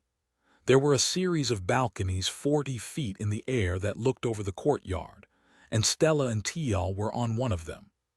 Tial had been reclining in a cushioned chair, watching Stella casting the dramatic spell. But at the sound of the gate opening, he quickly came to the side of the balcony and looked down at Nathan. His face curved up into a cruel smile, and with a gesture the gate behind Nathan swung closed. Ah, Nathan Lark, you have come so quickly. I expected you here in a week or two with an army of adventurers at your back. I was busy learning some of the secrets of magic you so kindly shared with the Caxal girl here. He spoke to Stella. Dismiss the spell. Her spell diminished in intensity, but Nathan's rage rose in its place. He hadn't calmed himself after the fight at the gate, and seeing Stella standing meekly next to Tial stoked his anger to new heights. If he hadn't controlled himself with battle meditation, he'd have mindlessly charged in Tial's general direction.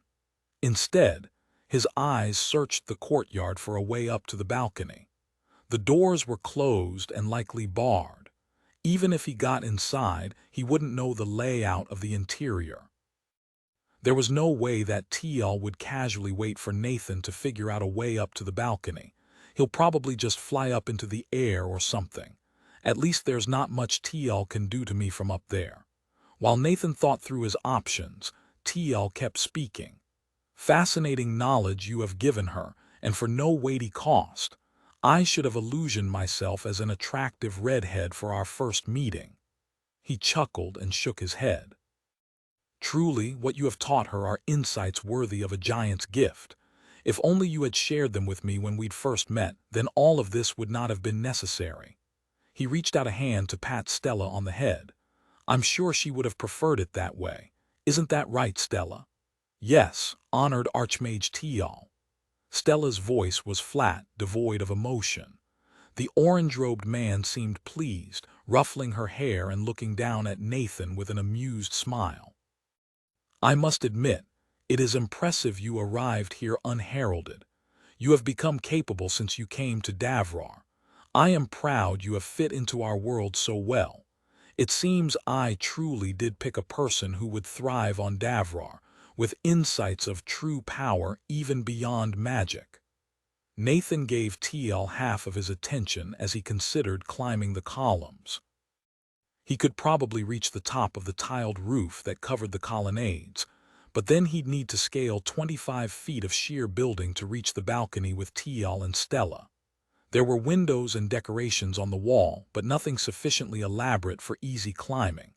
Maybe if I'd picked up a climbing skill, or just had goddamn airwalking. I feel vindicated in my desire to get that talent, but I fucking wish I'd gotten it a fight or two earlier. Teal spread his arms wide. And now it seems all of those insights will be mine once more. You have come to me to the base of Giant's Rest's power. I will call in every favor I must from Exia to bury you in soldiers, and then I will have time. Time to break your friends to my hand and eventually break you. No matter how resistant to mental magic you are, there are slave masters proficient in many means, and having your friends loyal to me offers many options. I wouldn't call that loyalty. But I definitely don't want him to summon all the soldiers in Houseman. I wouldn't be able to beat a half-dozen of those slave elites. Nathan tried to think of other ways to approach this problem. If he could find and free the rest of the heirs, then maybe they would help him free Stella. He bet Sarah would be more than thrilled to put an enchanted bullet between Teal's eyes. So long as they weren't also mind-controlled, that is. If they are, I should be careful. If Sarah's lurking behind one of those windows, then Teal can probably kill me with a single command. But he hasn't made reference to them. Maybe Teal will just tell me. Where are the rest of the heirs? Here, protected. Teal frowned. They deny my magic for now, but cannot escape my grasp much longer, but this one. He put a finger under Stella's chin, tipping her head up to look into her eyes. She was only protected by a few pendants, easily removed, you see. He pulled one of Stella's mental protection amulets from a pocket, eyed it for a second, and put it back. And she's the most valuable of them. What use is a fighter to me when there is a mage with insights from another world? Phew. No bullet to the brain for me. The archmage turned his attention back to Nathan. Will you fall into my grasp willingly, or must I expend favor to swarm you in soldiers? Think of the wonders we could achieve working together. A word from me will set hundreds of slaves working at any task we desire. Guns, steel, alchemy. All of it could be ours. Clasp my hand and we can work together, though you have thrown away the easy trust we could have had. Nathan tuned Teal out, mulling over his options. He didn't have any good ones. 40 feet of verticality completely disarms me. Maybe I could knock the building over if I'd taken Magic's Under Siegebreaker, but I didn't. I might just need to talk Teal down. He looked up to Teal. Tell you what, you come down here and fight me mano a mano. You beat me and I promise to give you whatever you want, including all my insights from Earth. But if I beat you, you let the heirs go and let us leave Houseman. Yeah, let's pretend he'll survive that fight. Teal's response was a choked laugh. Me fight you? When you have built yourself to fight mages and win? Giant's bones, would that be idiotic, though you have given me an idea. He turned to Stella. Jump. She promptly jumped over the balcony and Nathan's heart leapt into his throat. Levitate Teal's spell caught Stella and she slowly descended to the ground. He looked satisfied, like he'd just figured out an elegant solution to a problem. Stella Caxal, capture Nathan Lark. You know his capabilities. Any state short of death is acceptable. Fight to the fullest extent of your capabilities. Damn it. The one mage whose magic can hurt me. Chapter 47, A Matter of Magic. Stella's eyes were flat as she stared across the courtyard at Nathan. His rage turned cold, his desire to save his friends driving battle meditation to the fore. Strength flowed through Nathan's muscles, but his mind was balanced on a precipice between insane rage and intense calm. Battle meditation 6 achieved. Is she going to fight, or fight? If there's anybody who can fight me successfully with magic, it's Stella. She knows how my anti-magic works, and she's got that skill that can turn her magic partially real, which she knows will bypass my anti-magic. But if a spark of my friend's spunk can burn through the mind control, she could throw the fight in a dozen ways. There was a bare moment of warning as Stella jerked one hand up in a claw, and a surge of earth mana beneath his feet signaled Nathan to what was coming. He dove to the side as the stone where he'd stood snapped closed like a bear trap. The fake slave collar around his neck flew off and clattered to the ground. Trapping me in non-magical rock would be a great way to capture me. I have to assume she's going all out. Damn. I think my plan is to get close to her and see if I can break the spell or knock her out if I can't. Breaking any enchanted collars and killing Tial should do the trick. He ran towards his friend, quickly closing the distance. His new magical perception showed that Stella still carried most of her enchanted items, though there was definitely a new source of magic around her neck. Most concerning was the complex spell buried in her brain. I don't know if I can break that spell if it's inside her body. Tial watched the opening stages of the fight with glee from his balcony. Here you are, helpless as a handless cripple. Will you kill your friend? It would cost me little, but the favor needed to call on Xia's soldiers. I will reap my insights from you instead. Stella wasn't distracted by Tial's words, ripping paving stones from the ground and flinging them at Nathan. He juked smoothly around the projectiles, jumping into the air to flip out of the path of several rocks that skimmed along the ground. The moment he was airborne, Stella hit him with a blast of wind. That normally wouldn't have affected Nathan in the slightest, but this spell wasn't just conjured magic.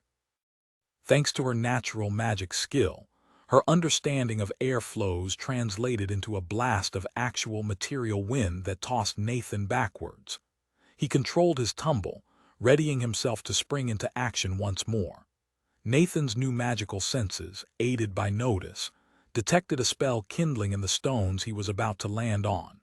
Reacting swiftly, he used slow fall to extend his flight. Jaws of stone reached up from below, snapping closed on air beneath his new trajectory. High tier notice 5 achieved. Tial's pleased voice rang out once more across the rubble-strewn courtyard. You face 2 mages of the highest caliber. Give in, and we will apply your insights to spread the civilization of Giants Rest over this continent and beyond. Think of dungeons destroyed and cities rising in their place. Isn't that something to be desired? Stone dart. At Tial's spell, pieces of the railing he was leaning on were added to the barrage of rock that continued to seek out Nathan. Of course he's going to participate. This isn't exactly an honorable duel. Nathan ducked sideways, slipping through the volley of high-velocity rock. He took some glancing blows from chunks of stone larger than he was, but the gouges and cracked bones healed in moments. Unfortunately, the wind blast had sent him farther away from Stella than when he'd started, and a sphere of lightning was beginning to grow behind her. If she uses natural magic to shift that to real electricity, it could burn or paralyze me pretty badly. With perfected body, I don't have to worry about my heart stopping at least. He feinted towards the colonnades on the side of the courtyard, even though it would be a terrible idea to get hemmed in against a wall. Then he rolled forwards, using the fountain as cover from Stella's line of sight. High-tier dodging footwork 6 achieved. Mobility is life. If I get cornered, those stone jaws will pin me long enough for Stella to construct a sphere of rock around me. It would be tricky magic, but Stella's been practicing at shaping earth around my anti-magic for a while.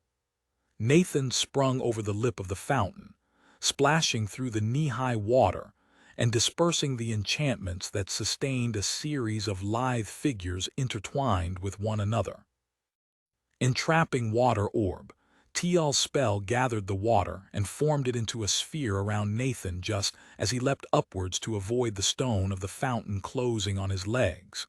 For a moment, Nathan was suspended in a crushing sphere of water with no leverage. A paving stone plowed through the water and nailed him in the chest, snapping ribs and causing him to exhale a burst of bubbles. The currents of water moved to trap Nathan in the center, preventing him from swimming and even neutralizing the momentum of the wide block of stone. But Nathan could feel the tendrils of mana animating the water. He struck out at the ones nearby that controlled the flows, keeping him in place. The entrapping current stilled, and Nathan swam towards one of the central ribs of water mana that maintained the sphere. It disintegrated at his touch, and the entire orb of water collapsed back into the basin. Magical perception 2 achieved. Now that he was free of the orb, Nathan could see stone walls rising on all sides, threatening to trap him. He took 3 steps and leapt off the edge of the fountain, putting every erg of effort into accelerating upwards. He caught the lip of the rising stone wall and pulled himself over it in a flash. Nathan leapt off his elevated perch, soaring towards Stella. He jerked himself downwards to dodge the jet of wind directed by her upthrown hand and slammed into the ground, leaving fresh cracks in the stone underfoot. His momentum carried him into a roll, which took him under a pillar torn from the wall and thrown by Tial. Magical perception is helping me dodge these spells even without seeing them. Stella let loose a burst of searing flame as Nathan crossed the last few feet. The heat was intense and burned away most of his clothing and hair. Skin cracked and blistered, but the damage healed over as quickly as it occurred. Nathan grabbed Stella's hands, and they battled over the jet of flame in a parody of their first practice together so long ago.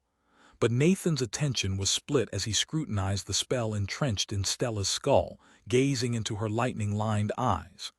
"You can't break the spell," Tial gloated from above. "If the control is broken, she dies. If I die, she dies. Surrender and you'll work together again." Nathan glanced up at Tial, his hatred surging. He opened his mouth to spit vitriol, but the Archmage cast first. Empowered chains of restraint. The summoned chains broke on Nathan's skin, but he dropped Stella's hands to ward them off. Nathan reached for Stella once more, but paused as his eyes flicked around Tial's mind magic, gauging its functions. "If I break the wrong spell, she dies. This is curse-breaking a person, and I can't afford to mess it up." The slim collar around her neck definitely wasn't currently controlling her. It might be a backup or just a decoy. More important were the 2 spells in her brain, with the more complex clearly being some kind of mental control spell. The second one was buried deep in her brainstem and looked simple. If the first spell or the collar were interfered with, it would activate and shred the vital tissue. High tier Identify 6 achieved. How do I deal with that? I can't exactly stick my hand in there and break the magic, or project my anti-magic into her body. Not with my current talent. Nathan's ruminations were interrupted as Stella's eyes blazed with power. A column of lightning dropped on him like the hammer of Thor, descending from the orb above her head. The spell blasted Nathan across the courtyard, and all his senses went wild. He was suddenly caught in a nightmare world of darkness and synesthesia, nausea and pain cutting through the protection of Antimage's impassivity. Through the confusion of his half-boiled brain, Nathan dimly felt himself impact the far wall and fall a dozen feet to slump on the ground. His mind was scrambled and his innards felt cooked. But rage sustained Nathan against the tide of unconsciousness that threatened to drag him down. I swore oaths. I will not stop. Nathan's eyes were gone, only bubbling pits remaining in their place. His thoughts were fragmented and his muscles wouldn't respond. But stamina flooded into his ruined body, guided by Nathan's talents and the intensity of his rage. Fresh tissue replaced lightning-burned flesh and motion slowly returned. Perfected Body 5 achieved. Nathan's eardrums popped and heard Tial's uncertain voice ring across the courtyard. "Is he dead? Pray to the giants he is not dead, slave." Stella's voice was mechanical. "He survives, master. The flesh heals." "Then capture him already."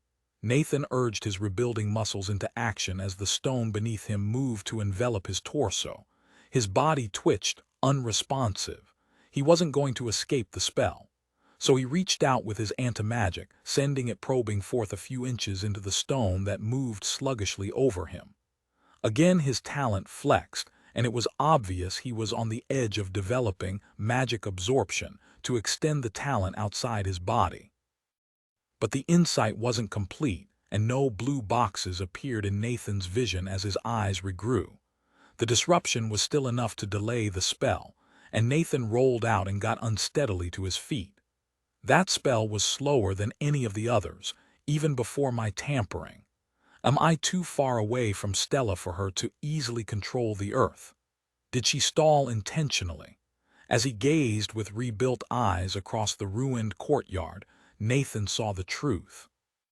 Stella's face was daubed with blood from the strain of casting the lightning spell, and tears were running down her cheeks. She's never been good at pacing herself, and she hasn't had the chance to recover from the mana burn from yesterday. Tial was relieved at Nathan's recovery but pointed at him once more. Good thing you're harder to kill than a flesh tyrant. Capture him already. Nathan took off towards Stella, trying to close the distance once more. I've got an idea. Risky, but I'm determined not to sacrifice anything here. His stamina was lower than it should have been in a fight against two mages, but he had just rebuilt most of his body from a brick of charcoal and bubbling liquid. Deepened stamina, 1073-3870. The rain of stone was less concentrated this time, and the jaws of rock more sluggish, but Tial added more spells of his own. Stone darts and gravel sprays forced Nathan to juke and cover his face lest he eat a faceful of zipping pebbles or take a support column to the ribs. What are you doing? Move, slave. Tial's command rang out across the square as Nathan closed on Stella. She looked ragged but cast a wind spell to send herself flying uncontrollably across the square. Nathan's heart jumped into his throat again as her body tumbled over his head. He leapt, trying to catch her, but she was out of his reach. He turned his head to follow her path, terrified of seeing her smash into the stone debris that covered the courtyard. Levitate luckily, Tial didn't want to see his investment ruined so easily. He caught Stella and lowered her to the ground where she staggered on unsteady feet. Incompetent teaching. Has air mana but can't fly. Tial swore steadily, his frustration building as his attention turned back to Nathan. Well, go and get her. Nathan hesitated, turning to face Stella once more. This move put Tial behind him, and that was dangerous. Just go. Don't give him time to be tricky. Nathan took off across the square, his speed forcing a curse out of Tial. Harpy's tits, high tier sprinting 3 achieved. Nathan leapt off the ruined fountain, dodging a mortared boulder that Stella threw at him, and spun backwards to see the archmage holding a bundle of chain he'd pulled from a dimensional bag. Force push. The net of chains flew at him, expanding to fill a third of the courtyard. Nathan quickly gauged the distance. The chains would hit him if he hovered in midair or if he landed. So Nathan identified a clear spot and dragged himself downwards with slow fall to plummet as if gravity had increased. He tucked into a roll, shoulders slamming into the ground and feet coming around to throw himself sideways, out of the path of the tangled chains. High tier tumbling 3 achieved. Drown in giant's blood. Tial's vocabulary seemed to mostly consist of curses at this point, and Nathan tuned him out. Tial doesn't have the spells to properly fight me. He's gotta rely on props. It's Stella I really need to worry about. Nathan landed from his leap, once more closing in on Stella. He dodged a half-hearted jet of air and jumped as she once more tried to get away from him by throwing herself with a gust of wind. This time, he'd been expecting the move and caught her by the ankle, pulling her down so that his other hand could grab a wrist. She was light, a feather in comparison to the force he was capable of exerting while raging. But he was gentle, guiding them to a slow landing as he studied her bloody face and teary eyes. He brought his hands up to grab her head, sinking fingers into the hair that escaped her braid. Then Nathan pushed his anti-magic into her, but not by extending the aura that overlaid his body. Instead, he shifted it, weakening his own protection and spearing the power into her brain. He ignored the complexity of the mind control spell, aiming directly for the lethal failsafe he'd sensed earlier with magical perception. I hope this doesn't do anything permanent, but even if it does, I'd prefer a live friend. How? No. Tial's shout was furious, and he cast a spell Nathan was exceedingly familiar with. Disintegrate.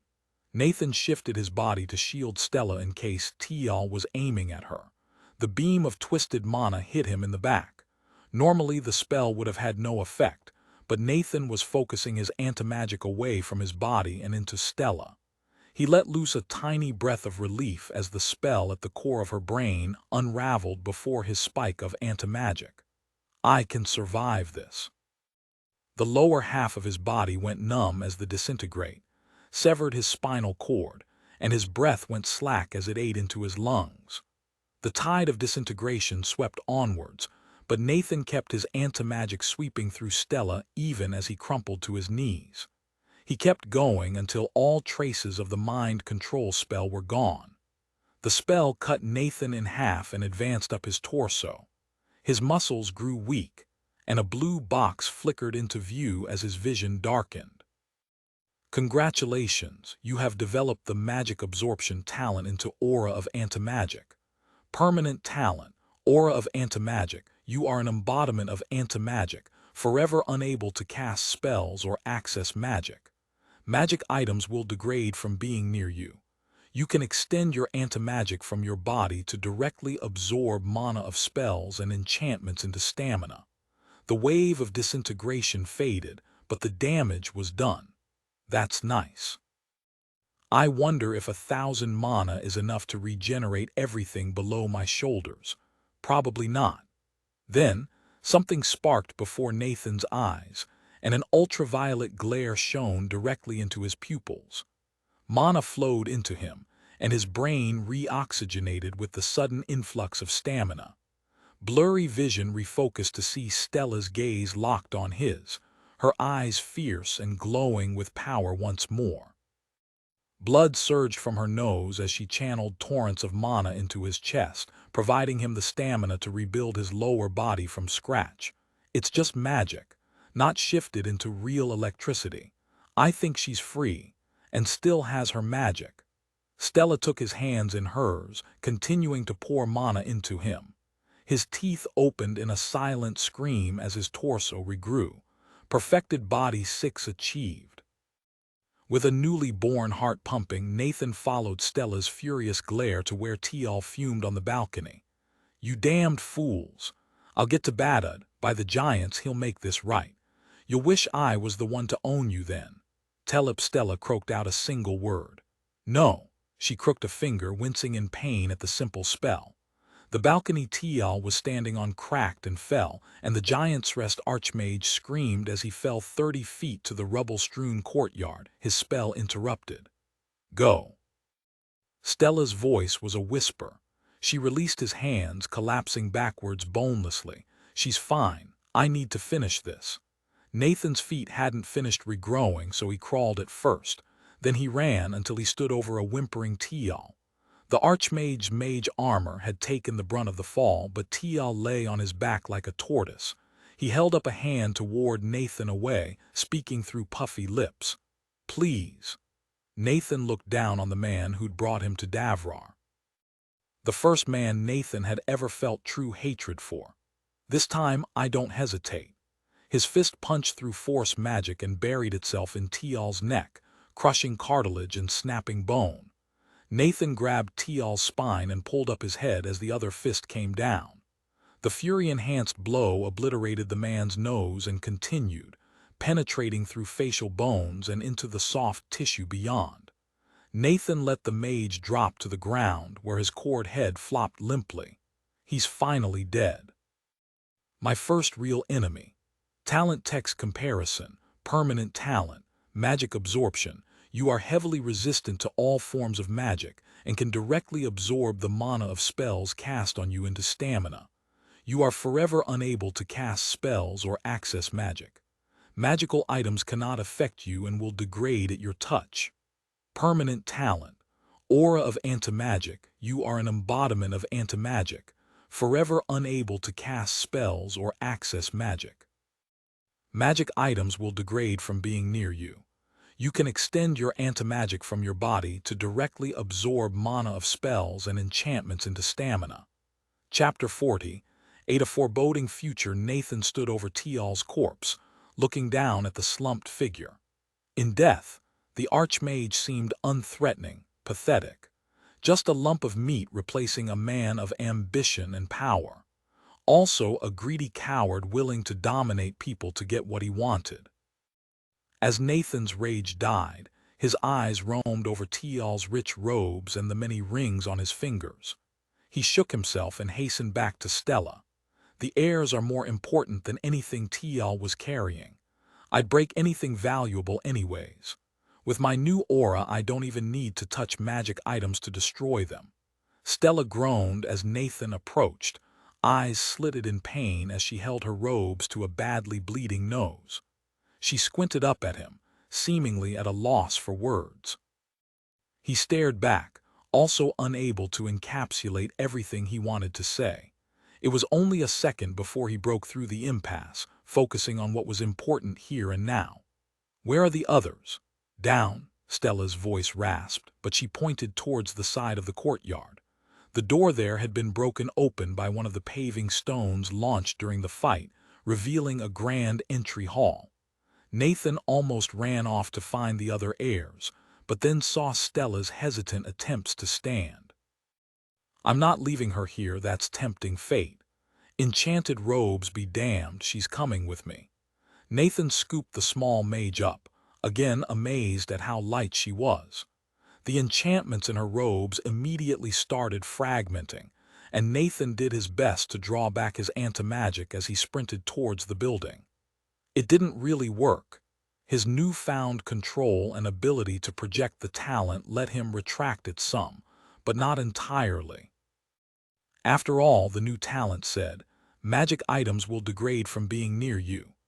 Despite Nathan's best efforts, a few of the enchantments worked into the robe began to fray as he ran, but he was able to avoid breaking the dimensional pockets sewn throughout the garment. Stella whimpered in his arms, squirming from what appeared to be the mother of all migraines. She forced herself to concentrate, giving him directions down a series of stairs before calling out, "Trap! Trap!" She loosely gestured at an upcoming door. Nathan set Stella down gently against the wall before carefully approaching the plain and unornamented wooden door. It took a moment, but he was able to pick up a faint magical field woven into the frame. Upon opening, the spell would send some kind of signal farther into the room. While he couldn't tell what would receive the alarm, he could clearly sense the connection it traveled along. Nathan furrowed his brow and carefully manipulated his anti-magic into a spike, stabbing the immaterial blade into the door. "Not sure if this'll work. Can my aura penetrate solid objects?" The answer appeared to be yes. The aura went straight through the wood and the magical wire snapped. When Nathan tried to push through, he felt the alarm spell activate, but the signal went nowhere. The door also went nowhere. It was locked without a visible keyhole. Nathan backed up a few steps to throw his entire weight against the obstacle. The door didn't fly open, but the metal bar on the other side bent with a screech. Another bash forced the mangled piece of metal out of the bracket and he was through. Inside the next room were a set of 5 enchanted stockades. 2 were empty. The other 3 held Arl, Kachai, and Sarah, all stripped of their gear. Attending them was a golem of tan stone, who was holding a bowl of water up to Arl's face. All 3 of the captured heirs seemed dazed, though their heads turned towards Nathan from the noise of the door breaking. Kachai's face twisted into a snarl as golden light swept over him. Then, the stockade's magic activated, and a shock ran through the wolfman's body, zapping him back to placidity. Nathan's rage flared to life and he started towards his friends, but the golem dropped the bowl and darted at him, arms outstretched. With his new skills, Nathan could sense the core embedded in its chest. It acted as the power source of the magical construct, animating and directing the enchanted stone with tendrils of magic. He struck the charging humanoid, stabbing his antimagic directly into its core. The tight ball of magic fragmented and tore, and stamina flowed into Nathan as he smoothly sidestepped the golem's sudden stagger. The animated statue fell, slamming into the ground with a grinding crunch. One of its arms snapped off, and all motion stopped as the magic inside it sputtered and faded. I think that golem core was once a person. Goddamn Giant's Rest. Nathan took a moment to study the room, searching for more magical traps. There was an enchantment on the back wall that could launch a fireball at anybody opening the door unauthorized. Nathan broke it first, then hastened to the stockades holding his friends. He took another moment to investigate the enchanted wooden structures to be sure there wasn't a trap that would kill the occupants. There didn't seem to be any kind of failsafe, though they were magically locked. Nathan ruined the enchantments in seconds, ripping apart the stockades one by one. The heirs looked woozy and dazed but otherwise fine. He didn't stick around to check in on them, instead going to retrieve Stella. He brought her into the room, setting her down against a wall. She seemed even more limp now, barely capable of opening her eyes to acknowledge that they'd found their friends. As Nathan stood, he noticed a series of wooden bins along the back wall emanating familiar magic. Throwing open the bins revealed all of the gear that had been stripped off the heirs. He started grabbing clothes and tossing them to their owners. He spoke up as he did. "We need to move. Sorry to push you, but all of Housemint will come down on us unless we get out of here now." Kachai was the first to get up. He threw his arms wide and growled a deep and furious note that reverberated with divine power. "We are free. Stand, and by my power be granted hope." Golden magic billowed away from the divine Justicar, and Sarah and Arl both quickly got to their feet, pulling on clothes and coming over to collect their gear. It looked like none of their bags had even been unpacked. The heirs moved quickly, grabbing everything in mere seconds. "Nathan, how?" Sarah spoke thickly, having trouble finding words. "We'll talk later," he replied, already checking the hallway to be sure it was still empty. "For now, get everything and go." Arl grabbed Stella. Arl grunted in affirmation as his new armor flowed over his body. He slung a few packs over his shoulder and moved over to pick up Stella, who didn't seem to have benefited much from Kachai's spell. The wolfman hurriedly packed his armor into his dimensional bag, and they left the room at a jog. Nathan led the heirs up the stairs and into the courtyard. They paused on seeing the devastated space, but Nathan waved them forward. He led Kachai over to Tial's body. "Can you grab this?" he asked. "We don't have the time to search him, and taking the body might confuse Giant's Rest." The big wolfman didn't respond, merely leaning down to grab the archmage's body and slinging it over his shoulder. They went to the gate, which had been sealed with magic after Nathan had entered. That didn't pose a problem with his new talent development, and the heirs spilled out into the street. The corpses of the slave soldiers were still strewn around where Nathan and Feline had left them. There were some new corpses off to the side, where a patrol of slave soldiers lay scattered and a single slave master had been stabbed in the back of the neck. Nathan looked around for his accomplice but didn't see her. "Feline," he called out. She materialized from the shadow of the wall, already reaching into her bag. "Freedom and brightness, Nathan. I wouldn't have believed this in prophecy. All of you put these on and follow me." She threw a set of baggy robes to each of the heirs in turn, then transformed herself into the green-robed enslavement mage disguise. The robes were huge and loose, big enough that they completely covered Kachai and the burden he carried. The heirs gaped at her for a second, and Kachai looked to Nathan. "Phelan's here. How did this happen, Nathan?" "Silence. Follow." Phelan's voice was imperious and commanding, and the heirs hesitated for a split second before obeying. Nathan walked at the back of the group, meekly following the leader of the assassins of Gemor through the streets. An alarm bell rang across the city as they turned a corner, though there was nobody in sight.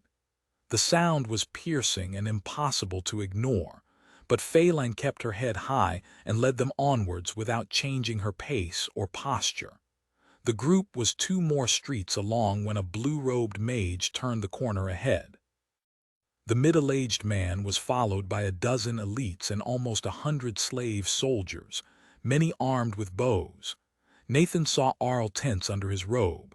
He laid a restraining hand on his friend's arm as Feline angled them to the side of the road. The blue-robed mage stopped the column and looked at Feline with a frown. "Krern, did your eyes pick out the trouble? I guess that's her disguise. Did she kill Krern and take his place, or is this a long-standing alter ego?" Phaline's disguised form shook his head and gave a giant's rest-style salute, clasping hands together over the breast. "Nothing to report, Histel. I heard sounds of fighting from the second mansion. Also heard Archmage Tial's got new slaves, not yet broken. Think they got loose." The other mage snorted and rolled his eyes. "Giants save us from distracted archmages. Exia will want a full accounting of every mage's activities this day, even if she's currently buried in oiled pleasure slaves." He shrugged, looking resigned. "And I am her fist regardless. I'll check with you for details later, Krern." Feline nodded casually and clasped forearms with the other mage before he hurriedly directed his party towards the mansion Nathan had so recently left. Then their guide strode imperiously down the streets. The bells still tolled across the city, and Nathan saw slaves evacuating into buildings as guards patrolled the city in force. Feline took them on a slightly roundabout path, slipping through an alley and a small storehouse to bypass the checkpoints that separated the inner and outer cities. Once they reached the regimented ranks of square buildings, Nathan could tell the airs were flagging. Whatever burst of energy Kacha had given them was fading. Stella was unconscious in Arl's arms, though she was well hidden beneath the cloak. There were still patrols of slave soldiers wandering around, most led by a slave master. They took one look at Phaline's green robe and bowed, letting her pass unchallenged.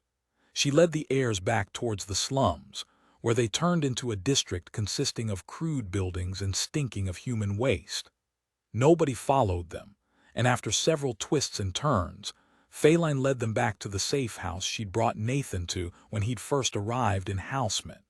She ushered them all inside before taking a careful look around and shutting the door behind them. The heirs tiredly stripped off the concealing robes. They looked nearly dead on their feet. Nathan let out a massive sigh of relief, releasing some of the tension that had consumed him ever since the previous night when Badad had kidnapped his friends.